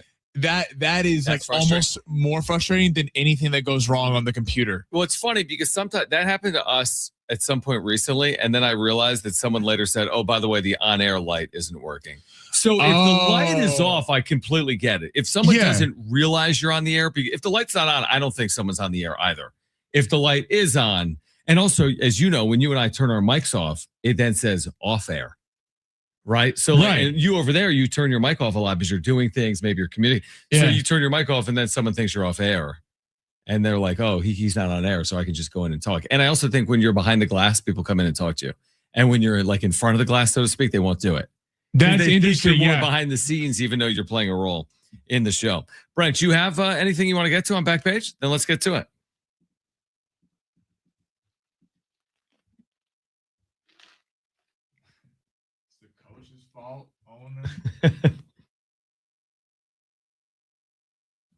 All right. Hey, John, there's no point in asking you. Sammy, do you have tattoos? No, but I've always thought about getting one. Okay. Thought about it. Yeah, that's why it's like no point in asking John. This week at Chipotle for Friday the 13th, they're giving free burritos away to anybody that has a tattoo. It doesn't even have to be real. It can be like a temporary tattoo. The ones you put on? Yeah, like really? Little That's kids and stuff. Cool. Yeah. Chipotle is going to offer a 1 hour buy one, get one promotion on March 13th, which is Friday the 13th. For customers who show up at restaurants with any tattoos.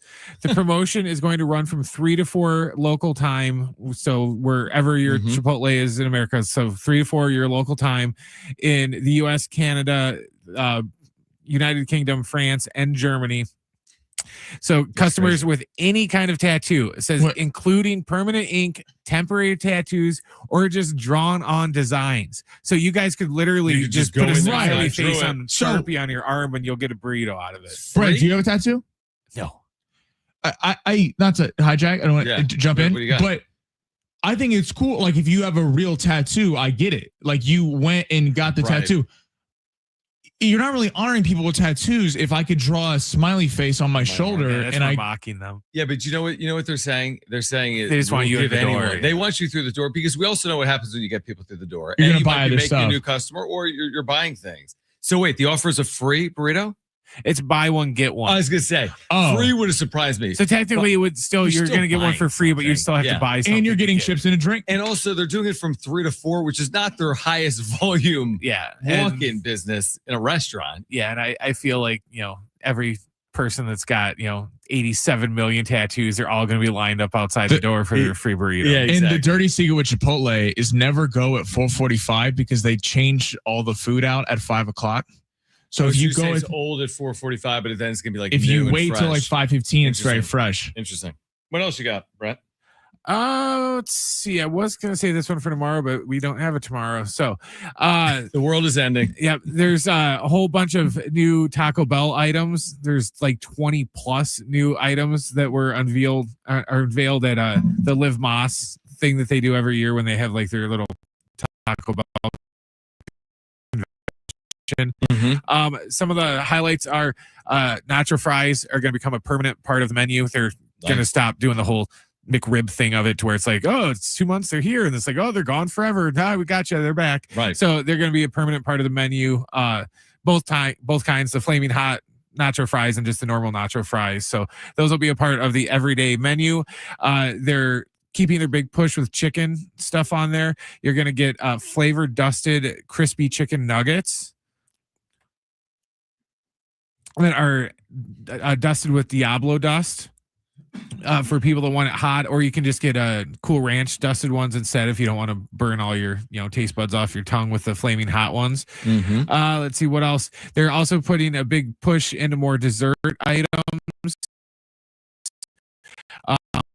They showed off a creme brulee crunch wrap slider, which has vanilla filling, a crispy cinnamon sugar tostada, and a caramelized sugary shell.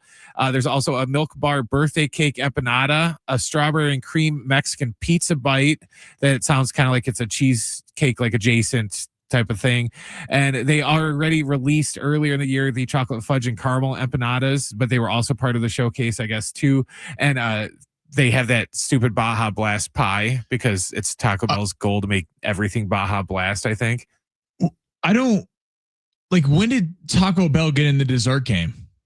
I mean, is this like a new thing? Interesting. They've always been had it, right? but it's been like cinnamon twists was their thing. The only thing they had. They used to have the caramel. They brought those back too, but they used to have caramel apple empanadas, but then they took them off the menu. So I think they're just trying to add more menus and stuff. John, like as that. a vegetarian, will you break any of that for anything from Taco Bell's new menu? No, I mean, I will find things at fast food restaurants that I can eat, but I'm not going to break my like vegetarianism for a good menu item that is like includes meat. But I have no problem. I'm pro fast food restaurant. I just don't end up with them that much because like the menu, there's not a ton for me, Right. Yeah. They're also adding a whole bunch of new drinks, some cheesy sliders, a flaming hot mini taco salad. They're adding a whole bunch of stuff this year at Taco Bell. So, all righty.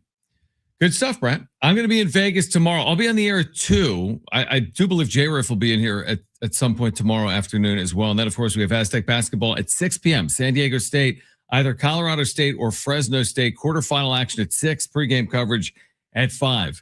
Sammy, thank you. Boys, the best. Brent, thank you. My name is John Schaefer. Keep it here. This is San Diego Sports 760 live on the iHeartRadio app.